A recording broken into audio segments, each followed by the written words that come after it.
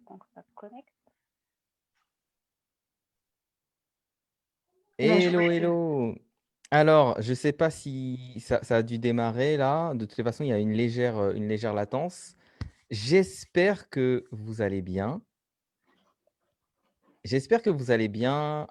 Ce soir, on a une invitée d'honneur. Et ça faisait un moment que j'avais envie qu'on partage ce moment-là, Jennifer, que tu puisses parler de ce qui t'anime, de ce qui te passionne, de ce qui transforme tes clients et tes clientes. Et je sais que beaucoup de personnes qui sont dans le groupe se posent aussi la question de l'intérêt du sujet de ce soir. Donc ce soir, on va parler de branding, mais comme on est dans un groupe extraordinaire, on va parler de branding authentique, puisque Yes. c'est ça qui nous rassemble, l'idée de l'authenticité. Déjà, je vais te laisser te présenter. Est-ce que tu veux nous dire qui tu es, le temps que les personnes se connectent? Alors, moi, je ne vois pas en live qui se connectent, mais voilà. Est-ce que tu veux nous présenter qui tu es, qu'est-ce qui t'anime et aussi ce qui te rend extraordinaire? D'accord. Bonsoir à tout le monde. Je suis vraiment profondément heureuse. Je pèse mes mots de passer ce moment avec vous parce que j'apprécie énormément Cannes, vraiment. Et je connais la qualité des membres de son groupe. Donc, c'est vraiment un grand plaisir que j'ai d'être avec vous ce soir. Et sincèrement, on développera le sujet bien sûr par la suite, mais n'hésitez vraiment pas à poser des questions. J'ai vraiment envie de répondre voilà, à cœur ouvert. Et voilà, il y a pas, j'ai envie de dire, on est entre nous là. Voilà, petit cadeau, entre guillemets, spécial famille Cannes. Qui je suis donc je suis Jennifer Soulier. Ce que j'ai envie de vous partager succinctement, c'est comment je suis venue en fait au personal branding. C'est qu'en fait, moi, j'ai découvert le web marketing il y a à peu près 4-5 ans, ouais. Et en fait, en amont, j'avais monté ma société qui s'est transformée très vite en start-up. Je bossais H24, 18 heures par jour quasiment. Enfin, j'ai loupé la première année de mes jumeaux, etc. J'en passe. Et du coup, je me suis dit non, plus jamais ça. Et c'est comme ça que j'ai découvert le web marketing. Ça m'a intéressée parce que je trouvais intéressant de comprendre la psychologie humaine. Ça m'a toujours un peu animée, ça. Attirée en tout cas. Et donc, ça m'a plu. Mais je ne me reconnaissais pas dans le message véhiculé par les web marketeurs. D'où la grande différence de Cannes, je tiens à le souligner. C'est que souvent, on ne parle que de chiffres. Voilà, mais là encore, maintenant, on parle de 6 chiffres, 10K, 100K, enfin bon. Et sincèrement, je ne me voyais pas du tout être assimilée à ça. Je ne me reconnaissais pas là-dedans. Et en même temps, je savais que j'avais à cœur d'accompagner les entrepreneurs, mais je ne savais pas trop quoi concrètement et ni comment. Et donc, je me suis dit, tiens, il y a un truc qui serait vraiment intéressant de faire et qui n'existe pas. Enfin, franchement, à l'époque, c'était il y a 3 ans à peu près, c'était pas vraiment développé cet aspect-là, mais c'était d'accompagner les entrepreneurs sur leur positionnement. Je me suis dit, mais attends, ok, c'est pas parce que j'ai des bases en web marketing que c'est suffisant, je veux vraiment exceller là-dedans, donc du coup, je vais me former. Et c'est en cherchant de fil en aiguille des formations que j'ai découvert l'univers du personal branding. Et là, franchement, ça a été vraiment un coup de foudre parce que ça allie l'humain, l'identité, l'unicité, ça allie le positionnement, bien sûr, plus la dimension d'univers de marque où pour moi, ça a un lien avec l'esthétique au sens presque philosophique du terme, avec la notion de beauté, mais pas le beau joli, le beau qui a du sens, quoi. Donc voilà un peu comment je suis tombée dedans. Et donc j'ai choisi Cannes pour m'accompagner à développer justement mon cœur de métier. Parce que voilà, de toute façon, on en reparlera dans un autre cadre, mais voilà, je tenais à vous le dire. J'ai eu vraiment un grand plaisir à, me déployer aux côtés de Cannes. Enfin, vraiment, c'était un grand moment. Donc, raison pour laquelle j'ai d'autant plus de plaisir aussi à être présente parmi vous ce soir. Donc voilà un petit peu voilà, le parcours que j'ai eu et qui m'a amenée à ça. Si tu veux rajouter quelque chose. Je t'entends pas, Kian, tu as coupé ton micro. Le micro est Pardon, mon micro était coupé. Quand tu nous parles de personal branding, est-ce que tu pourrais nous dire c'est quoi ta vision? Parce que moi, j'entends des choses du genre, «Ah mais mon offre, elle fonctionne pas, il suffit que je fasse un bon branding et ça va marcher». Ou des gens qui se disent, «Tiens, mon branding, je vais choisir des belles couleurs et c'est bon, c'est mon branding». Est-ce que c'est ça le branding? Est-ce que c'est mettre des belles couleurs et est-ce que c'est, mettre une couche de joli sur quelque chose qui ne fonctionne pas? Ok, je te remercie infiniment pour ta question parce que il y a énormément de fausses croyances en fait sur le personal branding et je peux comprendre pourquoi parce que en fait c'est assez mal connu et méconnu je dirais encore en France. Beaucoup de gens connaissent pas encore ce que c'est en fait. Mais alors je te réponds déjà directement, non, ce n'est pas ça du tout. Ce n'est vraiment pas ça. Mmh. Moi, en fait, ma définition du branding, c'est vraiment d'être en capacité de donner une âme à son business. D'où l'intitulé donc de notre rencontre ce soir. Ouais. Je vais développer un peu cet aspect pour que vous compreniez en fait qu'est-ce qu'il y a derrière en fait. Euh, Limiter le branding à du graphisme, c'est une grave erreur parce que le graphisme fait partie du branding, mais c'est juste un élément qui est là pour Mmh. euh, soutenir et amplifier et donner de la cohérence et une continuité à toute la stratégie et à l'identité en fait de la marque. Et que ce soit une marque commerciale ou une marque personnelle. Donc en fait, c'est juste un petit élément de l'ensemble du puzzle. Et pour vous donner un exemple concret de marque que vous connaissez, si on prend, j'aime beaucoup parler d'Harley Davidson. Harley Davidson, en plus je crois que tu es motard toi. Ouais, ouais, ouais, bien comme il faut, ouais. Du coup, c'est une Harley ou pas que tu as? Comment? Est-ce Non, que non, tu non, as j'ai pas de Harley. J'apprécie, mais je touche pas. Ouais, je comprends. Non, Non, non, mais j'ai des Triomphe et puis après d'autres marques, ouais. yes, ok. Bon, mon mari aussi hein, est motard, même si on dirait pas du tout quand on le voit. Mais du coup, en fait, quand un motard choisit d'acheter une Harley, il n'achète pas une moto. Il achète bien plus qu'une moto, en fait. Il achète ce que représente Harley Davidson. Et Mmh. en fait, tout le travail et la prouesse de Harley Davidson à travers son branding, c'est de devenir comme un peu un représentant, un porte-parole de leurs clients. Et en fait, les clients qui achètent Harley Davidson, ils sont fiers, ils sont super fiers de l'acheter et ils veulent le montrer. Pourquoi? Parce que justement, ils veulent véhiculer comme message, à travers le message de Harley Davidson, le fait que ce sont des personnes libres, qui aiment un peu peut-être le voyage, l'aventure, peut-être un côté un peu rebelle aussi, avec justement, sans tomber dans le cliché, mais on imagine facilement un personnage en fait, rien qu'avec ce nom de marque. On a tout de suite l'image du motard, les cheveux longs, la veste en cuir, les franges sur Mmh. les sacoches, et ce côté voyageur et, euh, et, euh, et libre. Vraiment, il y a une notion de liberté qui est très forte, quoi. Donc, c'est ça le branding. On sent qu'il y a une énergie, en fait. Je parle de vibration, mais il y a aussi une notion d'énergie qui est véhiculée à travers la marque. Eh bien, vas-y, je t'en prie. Donc ce que tu nous dis, c'est que en gros, quand nous, on travaille sur son branding, les personnes qui viennent vers nous, elles viennent aussi quelque part pour être associées à nous, à l'univers qu'on véhicule. C'est ça aussi Ouais, que tout à que fait. tu Ouais. En fait, je vais même aller plus loin. En fait, elles viennent chercher quelque chose qui est en toi, qu'elles n'ont pas encore, mais qu'elles aimeraient mmh. développer. Et là, je parle de la dimension d'énergie. Là, si on reprend l'exemple de Harley, c'est des personnes qui aiment la liberté, qui peut-être ne la vivent pas à 100% en termes de valeur, mais qui ça les titille et ils veulent le manifester d'une manière ou d'une autre. Tu vois? Et sur la marque personnelle, c'est vraiment ça. Ouais, je vois complètement ce que tu dis, mais comment, une personne alors je sais pas où vous en êtes vous dans le groupe. Dites-nous si vous, vous avez l'impression d'avoir, votre marque personnelle ou si vous avez l'impression qu'il y a quelque chose qui se dégage dans ce que vous dites, dans ce que vous faites. Est-ce que vous arrivez à trouver de la cohérence? Toi, quand quelqu'un vient te voir, Jessica, et que la personne te dit: «Voilà, en Super. fait, j'aimerais travailler sur mon branding». Alors juste avant ça, peut-être que des personnes ne comprennent pas ce que ça veut dire aussi la question de marque et de marque personnelle.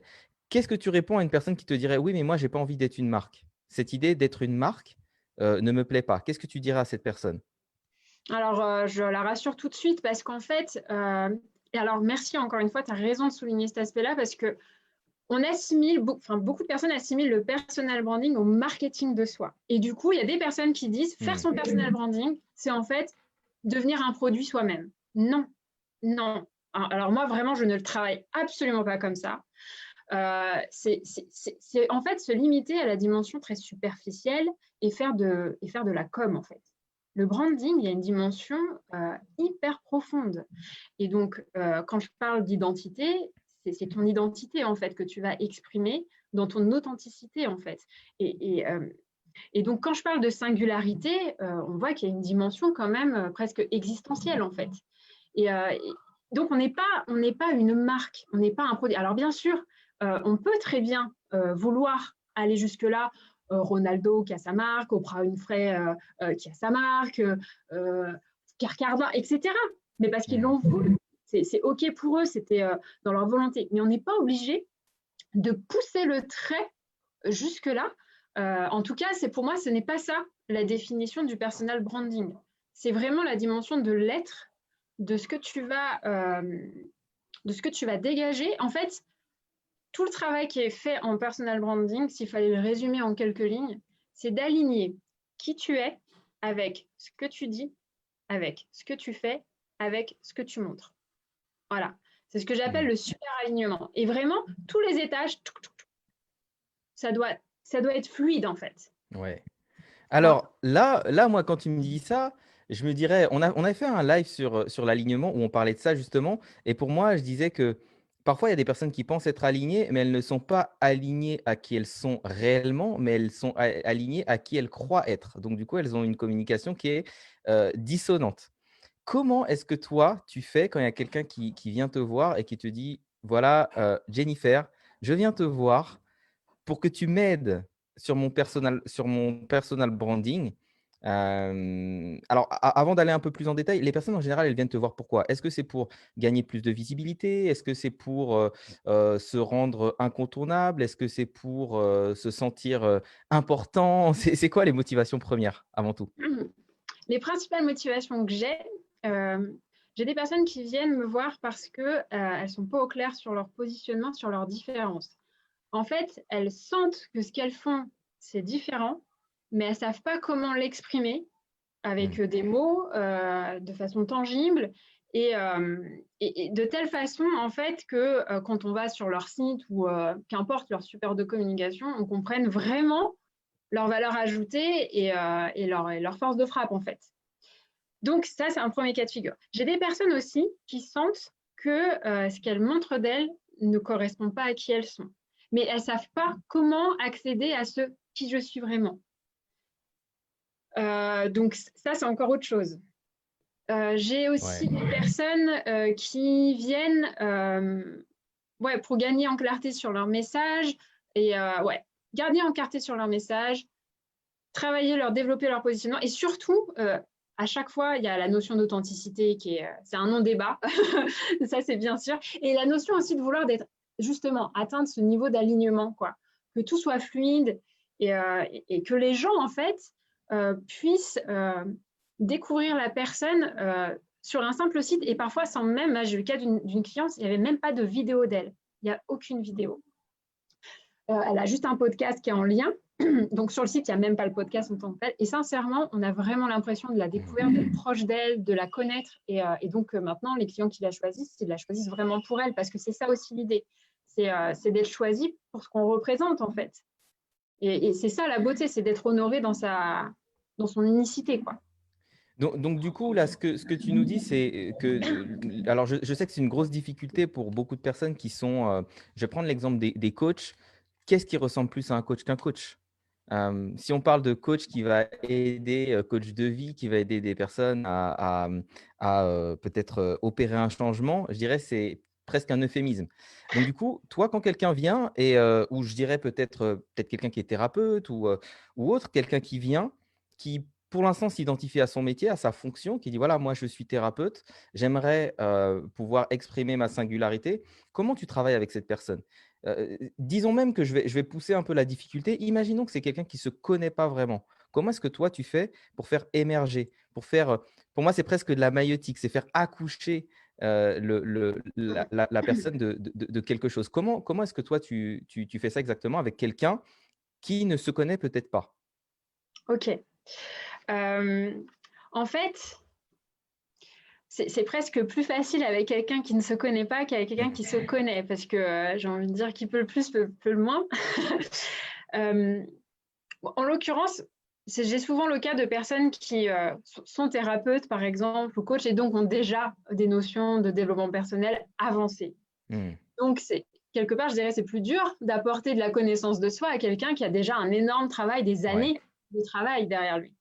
Mmh. Donc, quelqu'un qui viendrait me voir en me disant, voilà, je découvre le monde du développement personnel, fulgurance, enfin, tu vois, avec une transformation intérieure qui le pousse, ça va être juste un feu d'artifice de découverte de soi. Moi, ma façon de travailler, en fait, c'est l'une de mes particularités, c'est qu'en fait, je travaille au niveau de l'énergie et de la vibration de la personne. J'en parlais tout à l'heure au niveau de la marque, mais on a chacun sa propre couleur, en fait, sa propre mélodie. Vous voyez, chacun, en fait, a sa musique à jouer en tant que coach, par exemple.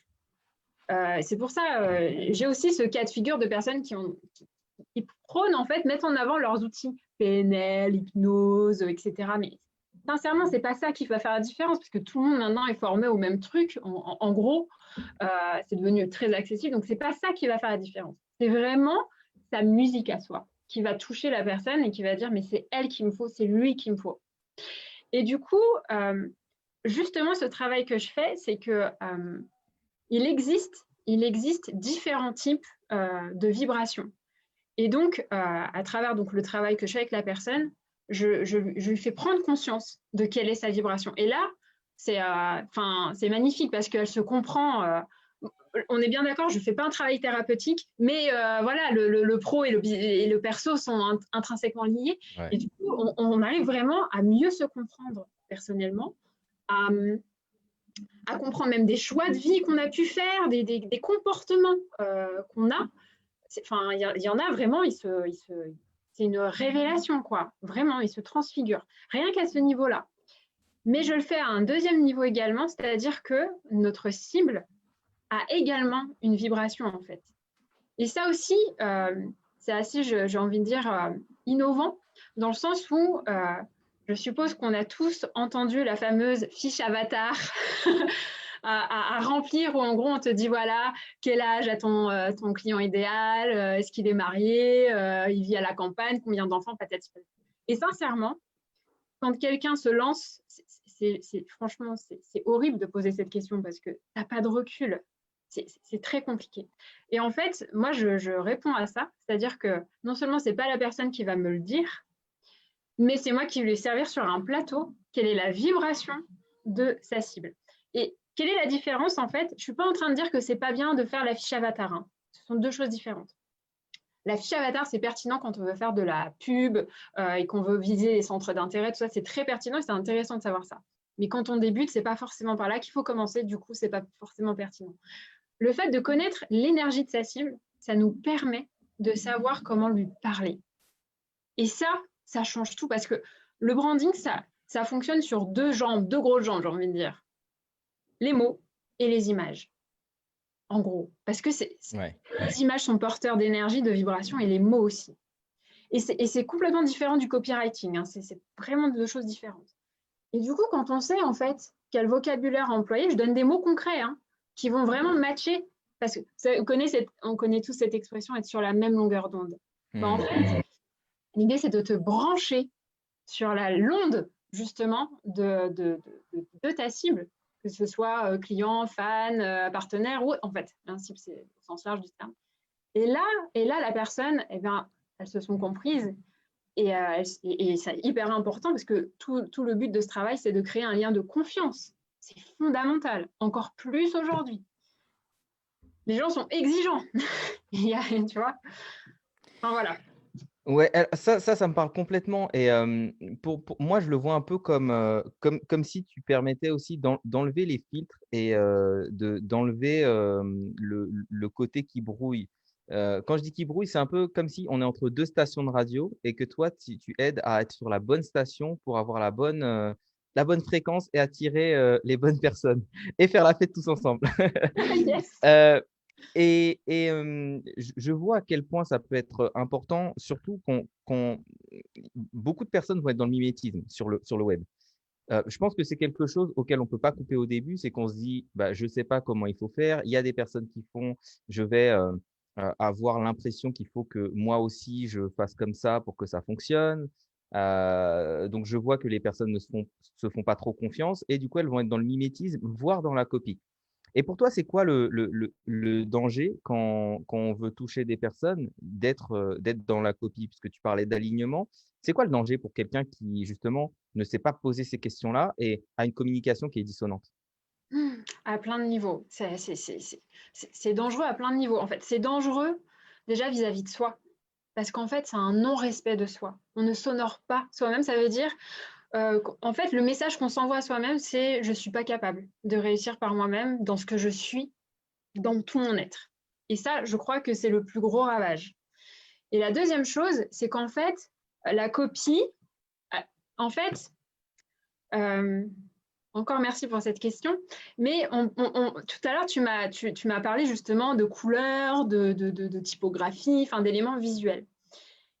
Copier quelqu'un, c'est copier justement tout ce qui se voit. Mais on peut pas copier en substance, en fait, se limiter à Mm. copier tout ce qui se voit parce que, en fait, ce qui se voit procède d'une stratégie, d'une pensée. Il y a un sens. Il y a une énergie même dans ce qu'on véhicule, en fait. Donc, la personne qui décide de copier sera, à un moment donné, à court de jus. Parce qu'il y a des choses qui ne se copient pas. Et justement, on peut même... Je vois parfois des cas de figure de nanas qui disent dans des groupes d'entrepreneurs, oh là là, je suis dégoûtée, j'ai une page qui copie tous mes posts. C'est horrible, franchement. Elle passe un certain temps à mettre du cœur à son ouvrage, à écrire, à penser, etc., à construire ses articles, etc. Et il y a quelqu'un qui fait des copier-coller, quoi. Et donc, elle réagit souvent en disant, voilà, je vais lui dire d'arrêter, et puis la personne, de mauvaise foi, ne répond même pas, etc. Sincèrement, faut glisser, faut laisser glisser quand c'est comme ça. Faut pas perdre son énergie à arrêter de dire, enfin, essayer de dire, ne me copie pas. Il y a une justice sur Terre, en fait. D'une manière ou d'une autre, la vérité finit toujours par sortir. Et la, la, la copie ne vaudra jamais un original. C'est impossible. En fait, moi, ce que ça me rappelle, pour faire une analogie, ça me rappelle les gens qui sont des sosies d'artistes et qui essayent presque de vivre la vie de l'artiste et en fait passent complètement à côté de leur propre vie et parfois même ils sont dans une dissociation, quoi. Ils ont oublié qui ils étaient et ils sont quasiment 24 heures sur 24 l'artiste en question. Et moi, j'ai toujours trouvé ça assez triste en fait de se dire waouh, enfin, presque une question d'estime ou d'amour de soi, en fait, de dire je ne m'aime Ouais. pas assez pour être moi-même. Donc, on voit à quel point, effectivement, ça peut être intéressant, surtout quand on est en ligne. Et moi, je vois aussi un autre danger, c'est celui de ne pas attirer les personnes qu'on veut attirer parce qu'on n'est pas dans son énergie. Et ça peut être très frustrant, même quand on travaille avec des personnes, de se rendre compte que on a attiré des personnes avec une énergie qui n'est pas la nôtre. Et vu que c'est pas juste, ça peut donner lieu à des difficultés, en fait, peut-être dans sa mission ou des Ouais, difficultés, tout à relationnelles. fait. Du coup, quels impacts tu vois, voire même est-ce que tu as des anecdotes d'impact même peut-être, surprenants sur des personnes qui ont travaillé leur branding? Parce que comme Yes. tu disais, il y a pas forcément de lim comment dire? De séparation. Quand on travaille sur son branding, on travaille aussi sur l'être, sur soi, sur l'expression de soi et du coup, j'imagine que ça doit aussi affecter la vie. Alors qu'est-ce que tu as comme anecdote de choses, voilà, que ça a produit dans le business et hors business? Yes. Bah là, j'en ai un qui est hyper fort, qui est juste magnifique. C'est donc le cas d'une cliente qui est venue me voir au début en me disant, moi j'aimerais bien, entre autres, même si elle n'était pas animée par l'argent, mais dans ses demandes, elle voulait à peu près doubler son chiffre d'affaires. Je dis OK, très bien. Mais elle voulait surtout, en premier lieu, exprimer sa patine. Voilà, c'est ce qu'elle me dit. Très bien, on fait le travail. Et en cours de travail, elle me dit, donc bien sûr, il n'y a pas 30 000 façons, qu'on se le dise bien clairement, il n'y a pas 30 000 façons d'augmenter son chiffre d'affaires. C'est soit tu vends plus, soit tu augmentes tes prix. On est bien d'accord. Ou tu crées une offre voilà, haut de gamme. On est d'accord. Donc, vient le moment de travailler justement ces offres. Et donc, on augmente le prix, c'est OK. Mais à son niveau, quoi. Là aussi, les gens qui disent qu'il faut absolument être sur du high ticket et tout, si ça ne nous correspond pas, bah non. Et elle est très bien. Enfin voilà, elle était. Voilà. Donc, on fait quand même cette augmentation, qu'on brande, etc. Et en fait, très vite, après ça, elle me dit, mais je suis dans l'être. Je ressens même plus ce besoin, ni même cette envie d'avoir tout cet argent. Et en fait, quand j'ai travaillé sa vision au début de l'accompagnement, parce que je commence toujours par ça, en fait, dans mes accompagnements, il était ressorti l'idée de justement avoir un terrain, mettre en place des ateliers, des séminaires de groupe, qui étaient vraiment holistiques par rapport à son savoir-faire, en fait. Ouais. Avec son compagnon. Et son compagnon, ça faisait des années qu'il cherchait, des mois, pardon, plusieurs mois, ça faisait peut-être bien plus d'1 an, pardon, plusieurs mois qu'il cherchait un terrain, mais en vain. Mais vraiment, la vie se liguait contre eux, quoi. Et en fait, à la veille du confinement, ils ont découvert le terrain. Et tout a été super fluide, quoi. C'est-à-dire qu'en fait, là, elle a quitté la région parisienne. Ils se sont installés sur ce terrain et en fait, ils vivent, mais pour moi, ce n'est pas du minimalisme, c'est de l'essentialisme. C'est-à-dire qu'ils ont construit un chalet, qu'ils se sont auto-construits, et ils vivent en toute indépendance. Ils ont leur propre eau qui est filtrée, c'est l'eau de la pluie, installation énergie solaire, donc ils sont indépendants de l'électricité. Enfin, une vie, vraiment un retour à la nature, mais juste extraordinaire, hyper inspirant. Elle est hyper inspirante, vraiment. Et ça, c'est... voilà, on voit bien l'impact que ça a. Tu vois, c'est clair que l'accompagnement, même si c'était inscrit, je pense que ça a débloqué énormément de choses. Et voilà. C'est ça qui est intéressant aussi, c'est que du coup, quand on est aligné, les choses circulent. Et il n'y a pas que l'argent qui circule, il y a tout le reste. Souvent, quand on va parler je vais prendre le mot abondance, par exemple, les gens n'associent l'abondance qu'à l'argent, mais l'abondance, c'est tout. C'est peut-être l'abondance de nourriture, d'amour, on se sent plein, en fait. Et quand on est aligné, c'est vrai qu'il y a, il y a ce truc ça circule, en fait, l'énergie circule. Est-ce que vous avez des questions? Est-ce que vous avez des questions par rapport à dont on est en train de parler? Vanessa, s'il y a des questions, n'hésite pas, on peut prendre quelques questions. Ouais, bien sûr. Alors pour l'instant, on a eu simplement des réactions au départ sur justement le personal branding. On a Olivier qui nous partageait que le visuel est la partie émergée de l'iceberg. Donc vraiment en écho avec ce que tu partageais, Jennifer, sur tout ce qui est simplement visible, mais il se passe plein de choses en dessous, la stratégie, des choses qui ne sont pas visibles justement dans le personal branding. On a Farah aussi qui nous partageait l'idée que pour elle, le personal branding, ce soit une image authentique qui reflète qui on est. Sinon, on ne peut pas tenir en termes de valeur. Donc, vraiment, cette idée d'alignement dont tu parlais, Jennifer, aussi précédemment. Donc, voilà. Pas de questions pour le moment, mais n'hésitez pas. Alors, je pense que nos extraordinaires sont un peu timides ce soir avec le format un peu particulier qu'on a un peu échangé. Donc, n'hésitez vraiment pas à nous poser vos questions. Moi, je suis là pour remonter les questions et que vous puissiez vraiment profiter de l'expertise de Jennifer ce soir pour en apprendre sur le personal branding et voir en fait voilà, n'hésitez pas à poser toutes vos questions. Ouais, d'ailleurs, moi, je vais vous poser une question à vous qui nous regardez et qui participez. Est-ce que vous avez l'impression aujourd'hui que votre communication reflète pleinement qui vous êtes? Et si ce n'est pas le cas, selon vous, qu'est-ce qui vous manque? Parfois, ça peut être bah, je manque d'idées. Parfois, ça peut être, je manque de clarté sur quelles sont mes valeurs, sur peut-être comment m'adresser à mon audience, etc. Une chose est sûre, c'est que si vous êtes au bon endroit, donc vous avez les bonnes personnes face à vous et que vous ne retenez pas leur attention, c'est qu'il y a quelque chose qui bloque. Donc, si vous avez cette impression que vous communiquez, qu'il ne se passe pas grand-chose, il y a certainement quelque chose à travailler au niveau de votre branding, au niveau de votre message, au niveau voilà, bah, aussi de l'alignement entre ce qui vous êtes, ce que vous dites, ce que vous montrez aussi de qui vous êtes. Et du coup, en parlant de ça, j'ai vu que tu as accéléré encore les choses, que, sur Instagram, on a plein de belles photos où on te voit. Alors toi, comment, bah, justement, comment pour quelqu'un qui ne te connaît pas, qu'est-ce que tu as envie que cette personne retienne quand elle te voit? Quels sont les mots que tu as envie que cette personne retienne? J'ai envie de dire plein de choses et en même temps, ce que je veux qu'elle retienne, ouais, c'est qu'en fait, elle a la possibilité et la capacité de vraiment prospérer dans, dans tous les sens du terme, pas que financièrement, avec qui elle est et ce qu'elle a à Mmh. apporter au monde, en fait. C'est vraiment ça. Tu sais, Ouais. ma croyance vraiment profonde, c'est que pour moi, on a tous pour mission de vie de s'inspirer les uns les autres. Voilà. Pour moi, c'est notre mission de vie commune. Mmh. Et après, à chacun a sa manière de le faire, en fait, dans ses talents, ce qu'il aime aussi. Parce que ça aussi, hein, j'ai souvent le coup de personnes qui sont talentueux dans certaines choses.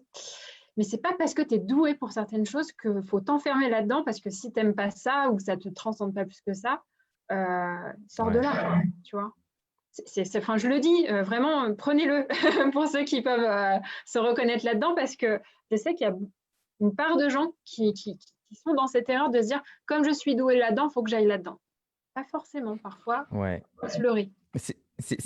Nous, on parle souvent de zone de génie, mais c'est de dire en fait que la zone de génie, c'est là où on va, entre guillemets, prospérer, où on laisse parler l'être, alors que la zone de compétence ou la zone d'excellence, même parfois, c'est là où on sait bien faire les choses, des choses qu'on a apprises. Et d'ailleurs, c'est souvent ça qui est, je pense, qui est déroutant, c'est que quand on est dans notre zone de génie, ça paraît tellement simple, tellement fluide, que parfois même, on a le syndrome de l'imposteur en se disant: «Non, mais c'est pas possible, je ne peux pas être payé pour ça». Je Et suis d'accord. d'ailleurs, en parlant de ça, moi, il y a quelque chose qui m'a beaucoup, impressionné, je dirais. C'est que, tu es le genre de cliente où il suffit d'appuyer sur un bouton et boum, tu es parti. C'est hop, la fusée, elle décolle. Et d'où te vient cette énergie? Parce que c'est vrai que quand on est dans un événement, par exemple, tu passes pas inaperçu. Tu attires le regard, voilà, tu as quasiment parlé à tout le monde sait qui est Jennifer. D'où te vient cette énergie? Et quand tu étais enfant, est-ce que tu étais comme ça aussi? Ok, il y a plusieurs choses. Je vais répondre sur deux plans. Le Ouais. premier plan, d'où vient cette énergie? C'est que mon mode de fonctionnement, c'est l'action. Moi, quand je suis face à un problème, pour me sentir bien, j'ai besoin de passer à l'action. C'est mon fonctionnement. Du coup, c'est mon côté entrepreneur dans l'âme, quoi. Mmh. Donc, en fait, c'est une qualité en soi quand on doit justement entreprendre, qui peut avoir ses défauts parce que parfois, je peux parfois tomber dans la précipitation ou je fais attention à ça, du coup, avec l'âge, Mmh. on essaye de se Ouais. bonifier. Mais voilà, c'est mon fonctionnement. Après, est-ce que j'étais comme ça petite? Oui et non. C'est-à-dire qu'en fait, je vais vous faire un partage à cœur ouvert et je le fais avec une certaine émotion. Mais voilà, on est dans un cadre particulier et c'est avec plaisir que je vais vous partager ça. En fait, moi, dans mon enfance, j'ai dû affronter le regard des autres à un niveau assez inouï. J'ai vraiment connu la méchanceté gratuite au niveau, à plein de niveaux. là, on va parler de celui de l'enfant vis-à-vis des autres enfants. Les enfants, parfois, peuvent être très méchants entre eux. Et donc, moi, je l'ai connu pendant quasiment toute ma primaire. Parce que voilà, j'étais pas comme les autres. J'ai beaucoup voyagé, du coup, j'étais pas au même niveau que les autres. J'étais dans mon monde en plus. J'étais plutôt taciturne. Mais j'avais un monde intérieur immense, quoi, mais qui ne se voyait pas. Et je pense que ça devait déranger aussi, je pense, les enfants qui voyaient bien que j'étais différente. Et puis, j'ai développé une grande maturité aussi très vite. Je suis devenue un peu trop vite adulte, j'ai envie de dire. Et du coup, je vais vous partager une anecdote, mais en fait, moi, j'ai vraiment vu que le regard des autres pouvait faire mal. Mais en fait, il y a un moment donné, une expérience que j'ai vécue dans mon enfance où j'étais face au mal et en fait, j'avais la possibilité soit de rendre le mal pour le mal, soit de prendre sur moi et d'être dans l'amour. Et là, j'ai fait un choix délibéré et j'ai dit non, je choisis la voie de l'amour. Mais j'avais cette vision de deux chemins, quoi. Et j'ai compris, j'avais 9 ans, je me rappelle comme c'était hier, et j'ai compris ce jour-là, j'ai fait un choix la fameuse ligne des séparations des eaux, vous voyez, j'ai vraiment senti ça. Et en même temps, je me suis toujours dit, je pense que ça, c'est un don qui m'a été donné, j'ai presque pas de mérite, j'ai envie de dire, mais je me suis jamais laissée abattre, en fait, par rapport à ça. Je me suis jamais comportée comme une victime, même si les autres voulaient me traiter comme une victime. Et en fait, je me suis toujours dit, non, mais je suis forte, j'ai de la valeur et j'y vais. Mais sans développer la haine de l'autre pour autant. Et donc, quand j'étais en 6e, je suis plutôt grande. Et du coup, les cartables, voûtés, mal de dos, enfin bon. Ma mère en avait marre de me voir comme ça. Et elle me dit, écoute, regarde ma fille, je t'ai acheté ça. Vous savez, les petits top cases là, les valises qu'on met ensuite avec soi dans les avions. Elle m'avait acheté ça. Donc, un espèce de cartable à roulettes, en fait, l'idée. Mais ça n'existait pas du tout à cette époque-là. Et du coup, j'arrive au collège avec ma petite valise. Et là, je me fais, mais pas lyncher parce que c'était pas foncièrement malveillant, mais je me fais remarquer. Il y a le buzz, quoi. Et j'ai tout le collège qui vient me voir en récré, qui me dit, tu pars en voyage, même des profs qui me font des remarques. Mais tu te dis quand même, quoi, c'est des adultes, ils sont censés, tu vois, se maîtriser. Mais là encore, j'ai fait un choix et je me suis dit, soit tu assumes et tu y vas, soit tu es victime et tu pleures. Je me suis dit, non, je ne vais pas pleurer, je ne vais pas leur faire ce plaisir. Donc, du coup, j'ai dit, j'assume. Et puis, alors c'est sûr, c'est pas facile quand ta mère, elle te fait porter des trucs qui sont pas à la mode, avant-gardistes et tout. Mais je trouvais que c'était sensé. Je trouvais que c'était bien pensé. L'année d'après, il y avait plein de cartables à roulettes qui étaient vendus. C'était vraiment, je sais pas, franchement, je sais pas si c'est lié à ça ou pas, mais c'est incroyable. Donc, je pense que ça m'aide énormément, en fait. Et ça aussi, c'est un message que si je vous partage tout ça, c'est vraiment pas pour vous raconter ma vie. C'est pour que vous voyez, en fait, ne vous laissez pas prendre par le regard des autres. Combien de personnes je rencontre qui me disent, mais j'ose pas me montrer en vidéo parce que voilà, j'ai peur du regard des autres, j'ai peur qu'on me juge, etc. Mais sincèrement, en vrai, je sais pas, je pense qu'on a tous eu une expérience d'acheter sur le Bon Coin. Même à distance, je parle, à distance. Ouais. Sincèrement, objectivement, les gens sont foncièrement honnêtes. Les gens sont il y a toujours des arnaques. Mais en termes de pourcentage, les gens payent. Les gens sont avant même qu'il y avait la sécurité qu'il y a maintenant sur le Bon Coin. Hein. Eh bien, en fait, sur le jugement et le regard des autres, c'est la même chose. En vrai, bien sûr qu'il y aura toujours un idiot, un enquiquineur. Mais en fait, si vous les rencontriez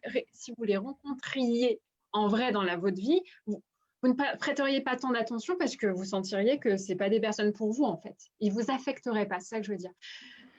Ben, c'est la même chose en ligne. En fait. Ce qui me frappe aussi dans ton histoire, c'est que comme beaucoup d'histoires, elle est vraiment singulière, c'est ton histoire, mais comme beaucoup d'histoires, il y a un lien avec ce que tu fais aujourd'hui. Et le lien que je vois, c'est que D'ailleurs, c'est marrant parce que tu l'as dit, mais ça allait être ma prochaine question. C'est qu'en fait, tu as un peu transmuté les choses.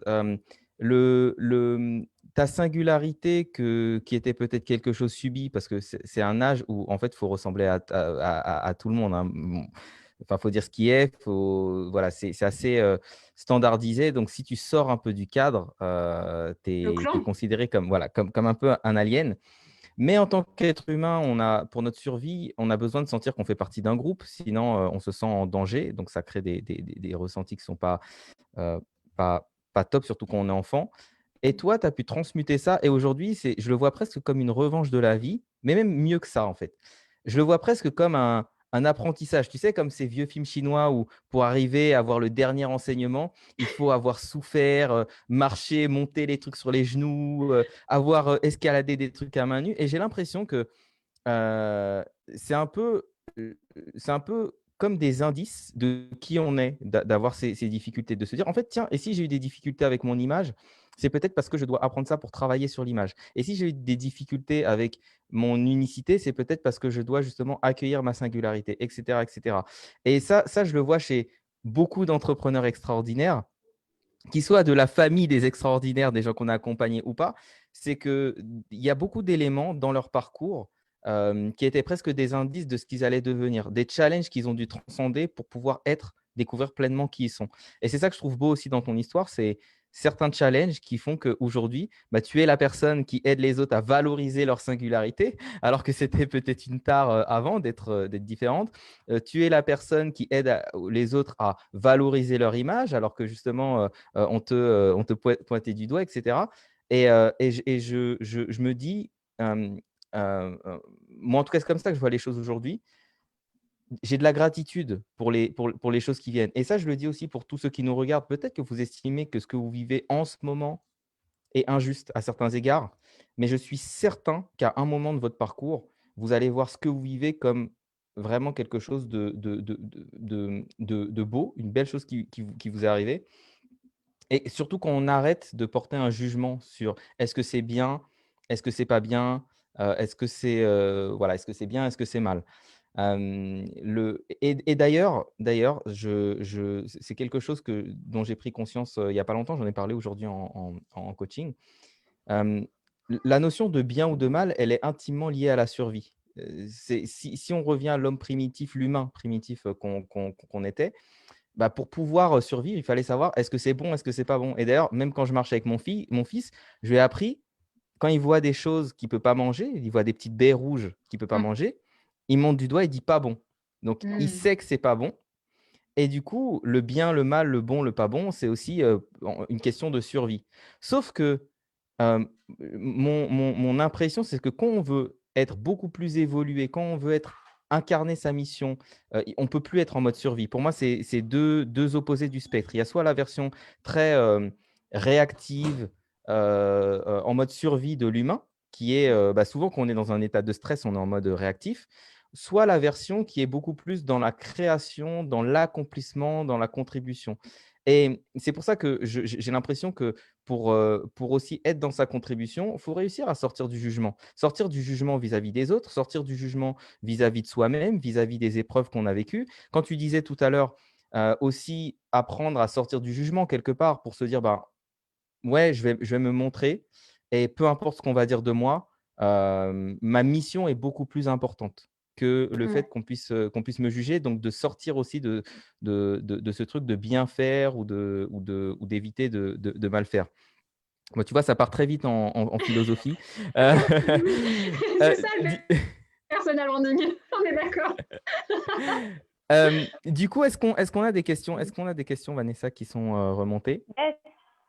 Ouais, alors on a des questions, des réactions, donc je vous partage tout ça. Et puis, Jennifer, je te laisse réagir du coup. Donc on a une question de Jaman. Donc le message de la marque versus le message du personal branding. Comment différencier les deux? Comment on Le gère les quoi? deux? J'ai pas entendu, excuse-moi. Message de marque versus message du personal branding. Message de marque, c'est ça? Oui, Oui, en fait, pour Ok, quelqu'un peut-être qui a une marque, c'est quoi la différence entre le message de sa marque et son message ok, personnel?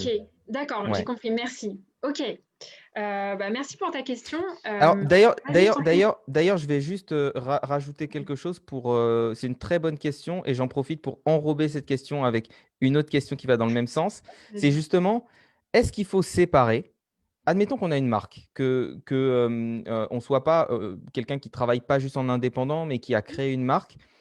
Est-ce qu'on doit séparer, par exemple, est-ce que ça doit être la même mission pour la marque et pour soi? Est-ce que les valeurs doivent être pareilles? Est-ce que le message doit être similaire? Comment justement est-ce qu'on différencie sa marque et sa marque personnelle? Hmm, merci beaucoup. Alors, effectivement, très intéressant. Moi, ma façon de travailler et là j'ai le cas de clientes qui veulent développer leur marque de cosmétiques notamment. Eh bien, en fait, on peut se dire, voilà, ce sont deux choses différentes. Pour moi, non, ce ne sont pas deux choses différentes. En fait, il y a une raison pour laquelle tu développes cette marque commerciale. C'est pas pour rien. Encore une fois, c'est vraiment réduire les gens à peu de choses que de s'imaginer que les gens sont seulement motivés par l'argent. Donc, on ne fait pas un business juste pour se faire du fric. Parce qu'en plus, ça ne marche pas si c'est la seule motivation. Du coup, il y a certainement autre chose qui te motive à développer ta marque commerciale. Il y a un sens. Et donc, en fait, moi, mon travail, il consiste justement à trouver le lien entre telle activité, telle activité, telle activité. Là, j'ai le cas d'une autre cliente. Elle est multipotentielle dans l'âme, c'est clair. Et donc, elle ne se voit pas renoncer à certaines choses et je la pousse vraiment pas à renoncer. Je lui dis non, non.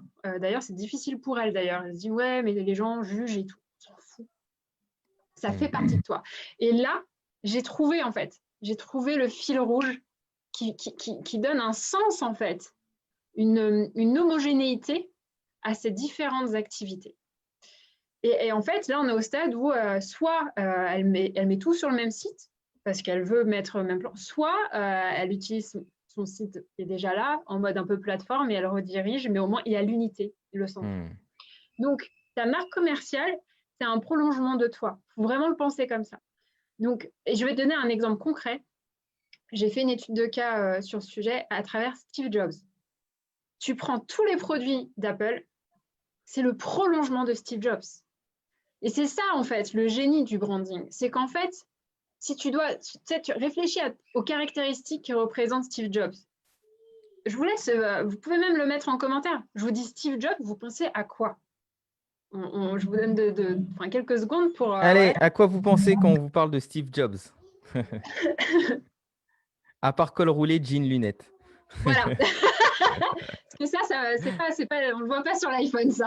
Non, mais ça dit quelque chose. Je dis ça exprès, mais ça dit quelque chose. Ça dit simplicité, D'accord. par exemple. On est d'accord. Accessibilité. Tout à fait. Tout à fait. Tu as des réponses, Vanessa? Ok. il y a un petit décalage. Ouais, il n'y a pas de souci. Et vous allez voir en fait que là, je vais vous donner donc cet exemple concret à travers Steve Jobs parce qu'il est connu. Mais en fait, ce n'est pas une question de taille ou de notoriété. Même à petite échelle, en local, ça doit fonctionner pareil en fait. En fait, moi, ce Alors, que ça. Vas-y. on a originalité, innovant, communauté, design, créativité, Yes. intelligence, discours inspirant.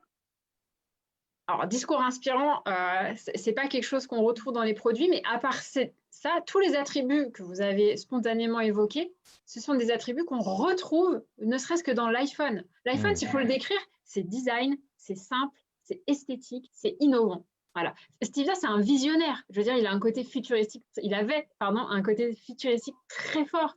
Et ses produits le traduisent en fait. Donc, vous voyez, il y a un lien en fait entre la personne qui je suis et pourtant.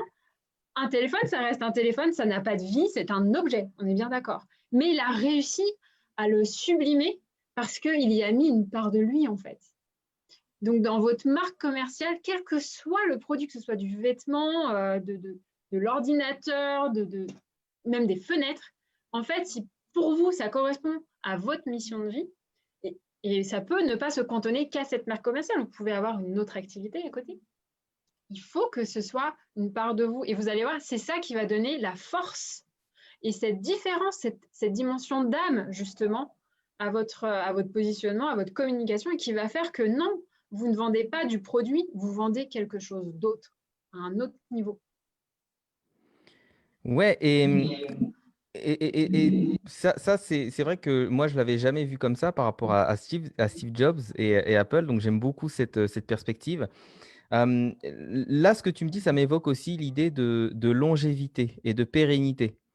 Euh, Moi, j'ai une croyance qui est partagée avec quelques autres personnes, c'est que dans des temps comme ceux-ci, où on est vraiment challengé, où les personnes, soit elles ne dépenseront pas, soit elles dépenseront au moins cher, soit elles dépenseront aux personnes qui sont les plus visibles et qui se démarquent le plus.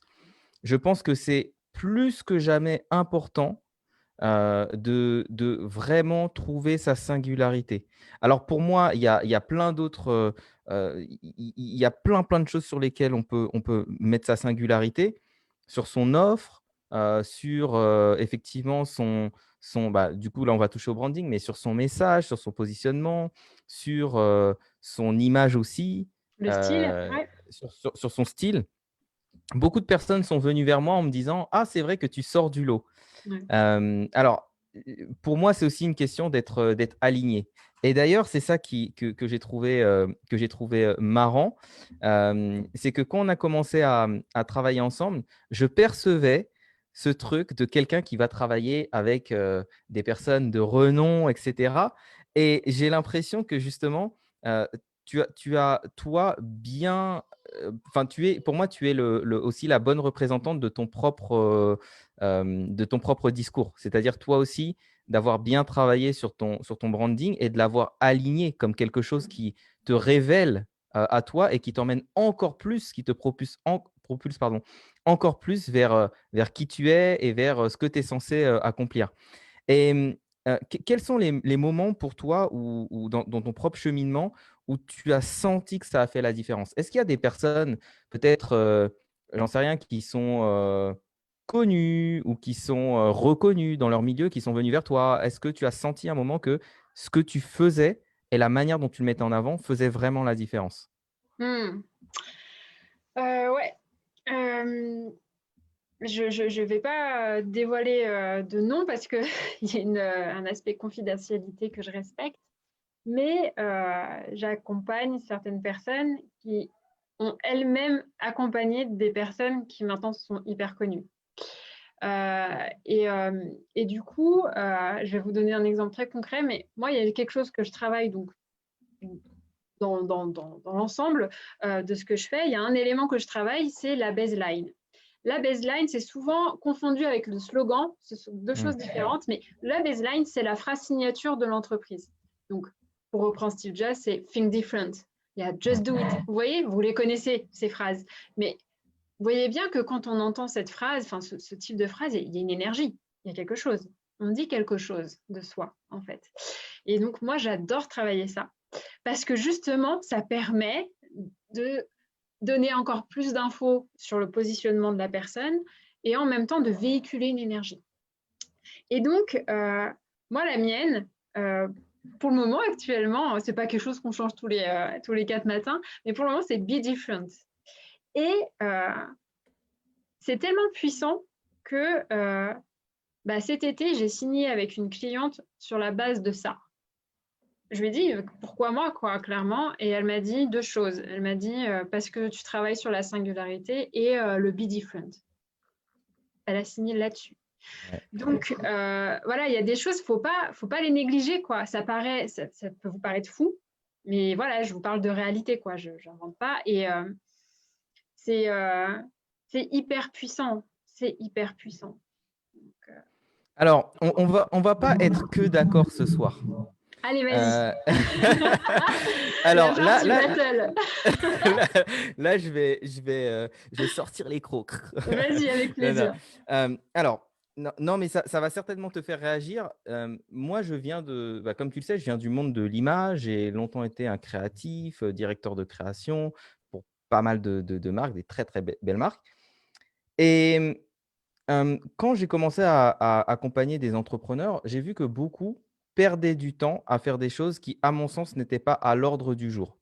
C'est-à-dire commencer à travailler leur logo, travailler, justement leur site internet, alors que pour moi, la priorité, c'était qu'ils aillent à la rencontre des personnes, qui ont le plus besoin d'eux. Donc maintenant, qu'est-ce que tu répondrais à quelqu'un comme moi qui te dirait: «OK, il y a quelqu'un qui débute» et je dis: «Non, non, cette personne-là, il faut pas qu'elle se focalise sur son on va dire sur son branding, il faut qu'elle se focalise sur l'accès aux personnes en fait qu'elle veut servir et qu'elle aille directement au début à ce qui a le plus de valeur, c'est-à-dire comment je sers mon marché. Qu'est-ce que tu répondrais à quelqu'un qui te dirait ça?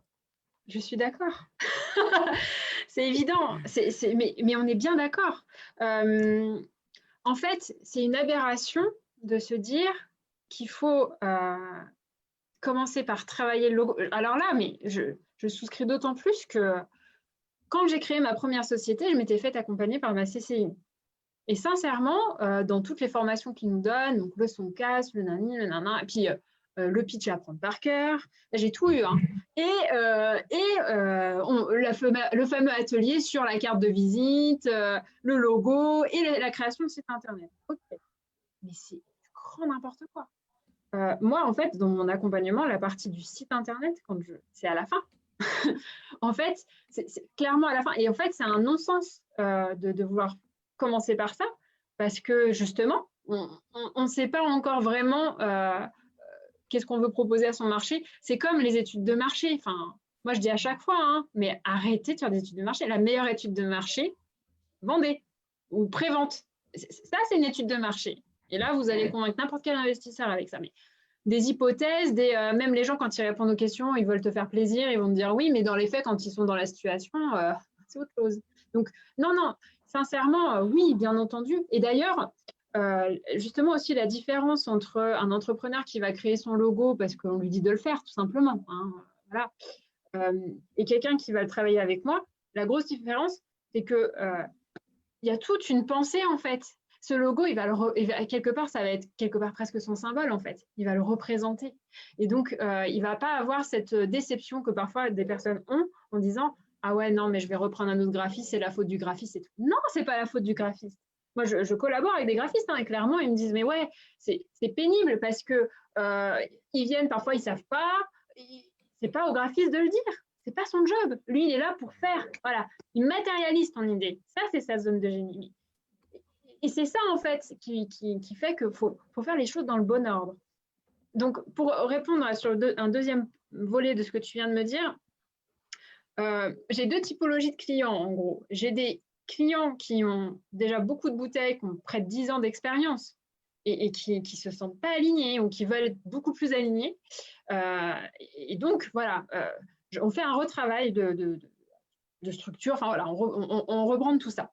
Et j'ai des personnes, là, je commence un accompagnement avec une porteuse de projet.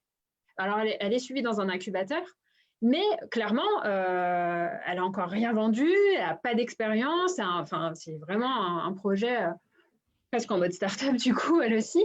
Mais voilà, elle est accompagnée sur la partie avec un incubateur. Donc, pour moi, c'est OK. Mais en fait, la raison pour laquelle elle vient vers moi, c'est qu'en fait, je lui ai demandé, c'est quoi ton intention? Parmi celles qu'elle m'a nommées, elle m'a dit, je veux bâtir mes fondations. Et donc, il y a vraiment cette idée de faire les choses dans l'ordre, dans les règles de l'art. Et donc, tu vois, pour moi, en fait, le travail que tu fais, en fait, il complète le travail que je fais. Parce que moi, j'apprends pas aux gens à vendre. C'est pas du tout mon truc. Par contre, toi, tu leur apprends ça. Tu leur apprends justement à convertir, etc. Enfin, tu vois, même si les deux vont bien sûr avoir un effet. Pour moi, ça va de pair. En fait, je pense qu'une personne, quand elle a un branding qui est en place, déjà, il y a plusieurs choses. Je parlais de pérennité tout à l'heure. quand on a une entreprise et puis ensuite qu'on la revend ou qu'on la ferme, etc., l'entreprise disparaît, mais la personne reste en place. Donc, si on a déjà travaillé aussi sur son image personnelle, sa marque personnelle, pardon, c'est aussi quelque chose qui va perdurer, quelles que soient les aventures qu'on met en place, on va garder quand même une certaine. On va continuer à attirer des personnes. Je donne l'exemple de Maxime Barbier qui avait monté Minute Buzz qui donc a revendu ses parts, etc. Quand il a quitté Minute Buzz, il est resté suivi par des milliers de personnes ou dizaines de milliers de personnes, etc. Parce que du coup, sa marque personnelle, bah, aujourd'hui, c'est plutôt de l'expérience, hein. Il fait plein d'expériences. Il s'est fait une bucket list et en gros, tu suis ses aventures d'aller faire, je sais pas, une retraite Vipassana, d'apprendre à faire l'équilibre sur les mains, de faire tel et tel sport. Donc, il reste quand même visible.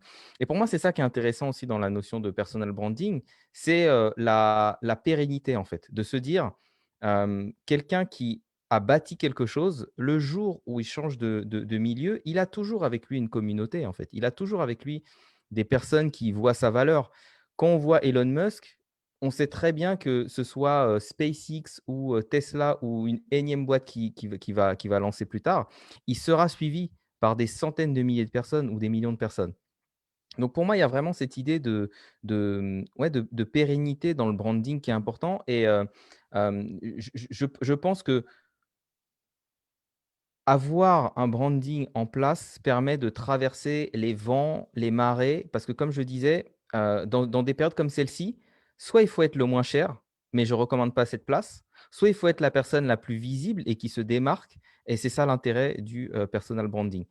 On le voit très bien, les marques qui souffrent le moins dans des périodes de tumulte, ce sont celles qui sont visibles, pas celles qu'on achète parce qu'on s'est baladé par hasard, qu'on a trouvé par hasard, donc quelqu'un nous a parlé comme ça. Non, ce sont celles qui ont créé une marque très, très, très, très forte qui fait que ça reste ancré même dans la tempête. Donc moi, je vois vraiment cet intérêt. Alors, une autre question, pour des personnes qui auraient beaucoup d'ambition, qui ont beaucoup d'ambition et qui se disent, OK, j'ai constitué aujourd'hui ma boîte autour de ma personne, mais j'ai pas envie que ça reste ça. Comment est-ce que toi, qu'est-ce que tu conseillerais à cette personne qui devrait plus ou moins faire un switch? Je te donne un exemple. Imaginons que toi, par exemple, tu passes de, Jennifer Soulier à une entreprise où, tu as, 5-6 salariés qui font ce que tu fais et toi tu voilà. Toi, qu'est-ce que tu recommandes à quelqu'un? Avec peut-être l'ambition même un jour de pouvoir revendre. Est-ce que pour toi, tu considères qu'il y a quand même des limites au personal branding ou d'avoir voilà, une marque personnelle et un business qui repose sur sa marque personnelle? Comment est-ce que tu vois les choses, toi? Ok. On va prendre des exemples connus une fois de plus Ouais. qui vont te permettre d'illustrer en fait, parce que voilà, on va partir sur du concret plutôt que sur des hypothèses. En fait, tout dépend de la force de la marque personnelle. Je m'explique. Mmh. Si on prend la marque Ferrari, Ferrari, c'est le nom de Monsieur Ferrari. Mmh. Elle est hyper connue, hein, d'accord, elle perdure. Je ne sais plus de quand elle remonte cette marque, mais voilà, ça fait quelques décennies. Pour autant, on ne sait rien de lui. Rien. Donc en fait, son nom est presque pas une marque personnelle, en fait. Tu vois, parce qu'il n'y a Ouais. pas cette notion de... On ne sait pas qui il est. Maintenant, si on va reprendre le cas de Steve Jobs parce qu'il est mort. Donc c'est intéressant. Sincèrement, grâce à Bill Gates, on voit la valeur ajoutée de Steve Jobs. Clairement. Parce que pour l'histoire, il faut savoir qu'en fait, Steve Jobs et Bill Gates ont tous les deux en fait pompé le même truc. Voilà. Ouais. Mais on voit bien que ça n'a pas pris du tout les mêmes. Ils n'ont pas pris les mêmes chemins. Bill Gates, il a fait son truc, et Steve Jobs, on connaît. Et donc, en fait, on voit bien que la mort de Steve Jobs n'affecte pas Apple. Ça l'affecte pas. Alors certes, on peut se dire, oui, mais Apple, c'est le nom Apple, c'est pas le nom Steve Jobs. Mais sincèrement, les deux sont tellement corrélés. Encore aujourd'hui, on n'arrive pas à dissocier l'un de l'autre. Et c'est là où on voit aussi comment on peut développer sa marque personnelle tout en développant sa marque commerciale, en fait. L'un renforce l'autre. Richard Branson, c'est ce qu'il fait. Je veux dire, Virgin, il a créé une marque, c'est Virgin, et il l'a déployée dans tous les domaines, quoi. Virgin Radio, Virgin Mobile, Virgin, etc. Mais Steve Jobs a davantage réussi par rapport à Richard Branson, parce que Steve Jobs, il a réussi à vraiment ne pas prendre le dessus sur la marque commerciale. Alors que Richard Branson, sincèrement, vous regardez sa page LinkedIn, il a je ne sais pas combien de millions de followers, alors que la page Virgin est peu suivie, quoi. Ouais. On n'est pas fiers d'acheter Virgin, soyons honnêtes. Voilà, c'est Virgin. Mais Richard Branson, oui, le suivre, il est intriguant, il a une personnalité, quoi. Donc, ça reste quand même, je pense qu'il y a un autre exemple, c'est celui de Walt Disney. Walt Disney, là, je viens de terminer une étude de cas, donc voilà, je pourrais vous donner le lien si vous voulez quand je la publierai. Sur Walt Disney, sincèrement, toute l'entreprise de Walt Disney, c'est pareil. C'est un monde, c'est un univers, mais grandeur nature. Si vous allez un jour dans un parc Walt Disney, vous vivez un monde, un moment extraordinaire. C'est magique. C'est magique dans la police d'écriture, c'est magique dans les couleurs, c'est magique dans la musique, c'est magique dans les dessins, c'est magique à tous les niveaux. Et sincèrement, je me suis vraiment penchée sur l'histoire de Walt Disney. Il faut savoir, Mickey Mouse, c'est lui. C'est lui. Ce côté un peu frondeur, ce côté un peu impertinent, mais gentillet. Et ça, en fait, Walt Disney, c'était un enfant. Il voulait 10 enfants. Donc, il avait un rapport à l'enfance, il adorait les enfants et c'était lui-même un enfant. Et donc, c'est totalement cohérent avec qui il est. Et aujourd'hui, Walt Disney, mais ça reste quand même un monstre, quoi. Ils arrivent quand même, justement, j'ai vu que ça y est, ils se sont mis à la vidéo à la demande depuis le confinement, là, en avril 2020. Ils ont tenu bon quand même, mais sur leur truc et tout. Mais c'est quand même balèze. Et ça, c'est parce que la vision était tellement claire, l'énergie tellement forte, imprégnée en fait, que les personnes qui ont repris le relais de la direction de Walt Disney ont su garder en fait et respecter la ligne. Donc, c'est pas du tout, on peut capitaliser sur son nom, c'est tout à fait possible, mais la ligne importante, c'est de rester cohérent, quoi. Vraiment, la cohérence, c'est fondamental, quoi, parce que votre réputation, elle va être corrélée, enfin, voilà, c'est à la vie, à la mort, quoi.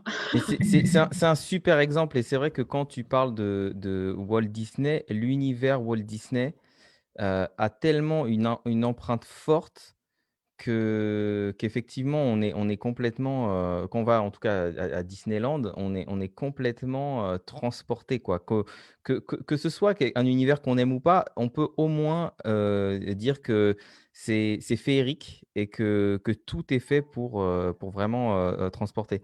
Et ça, alors nous, c'est ce qu'on essaye de faire aussi dans notre approche des extraordinaires. C'est-à-dire qu'on a des couleurs, on a, un vocabulaire, il y a aussi une énergie qu'on transmet et puis on veut que ce soit aussi, perceptible.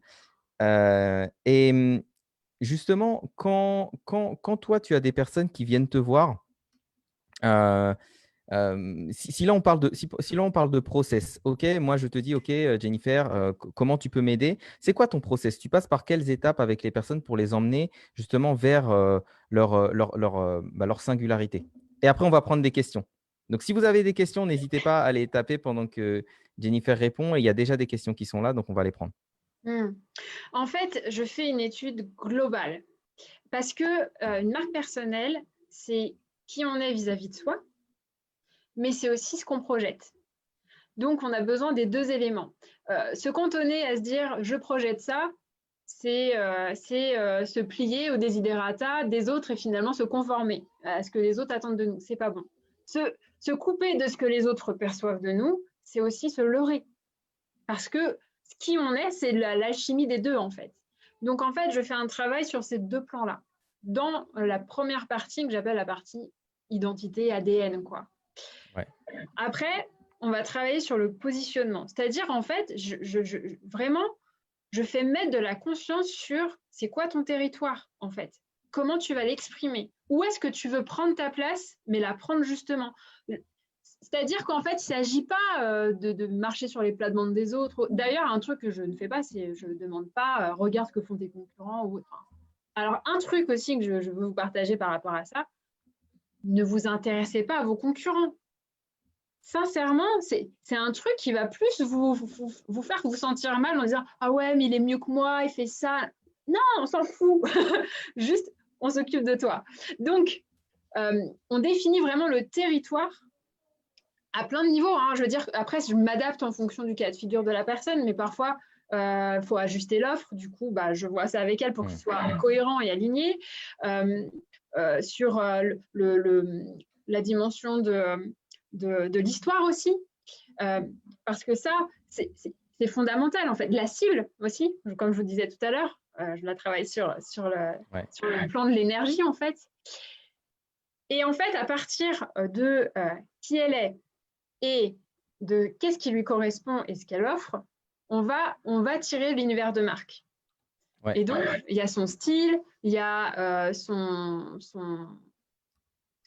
univers, quoi, à travers les couleurs, le vocabulaire, même les réseaux sociaux, en fait. C'est pareil. Enfin, l'idée, c'est de ne pas être de partout, quoi. Faut être focus et il faut que ce soit pertinent vis-à-vis de soi et vis-à-vis de sa cible aussi. Mais aujourd'hui, les gens qui nous disent « Ouais, maintenant, il faut être sur les podcasts, c'est le nouvel Eldorado, etc. » moi, j'attends celui qui va nous dire je suis expert de TikTok. Je l'attends celui-là.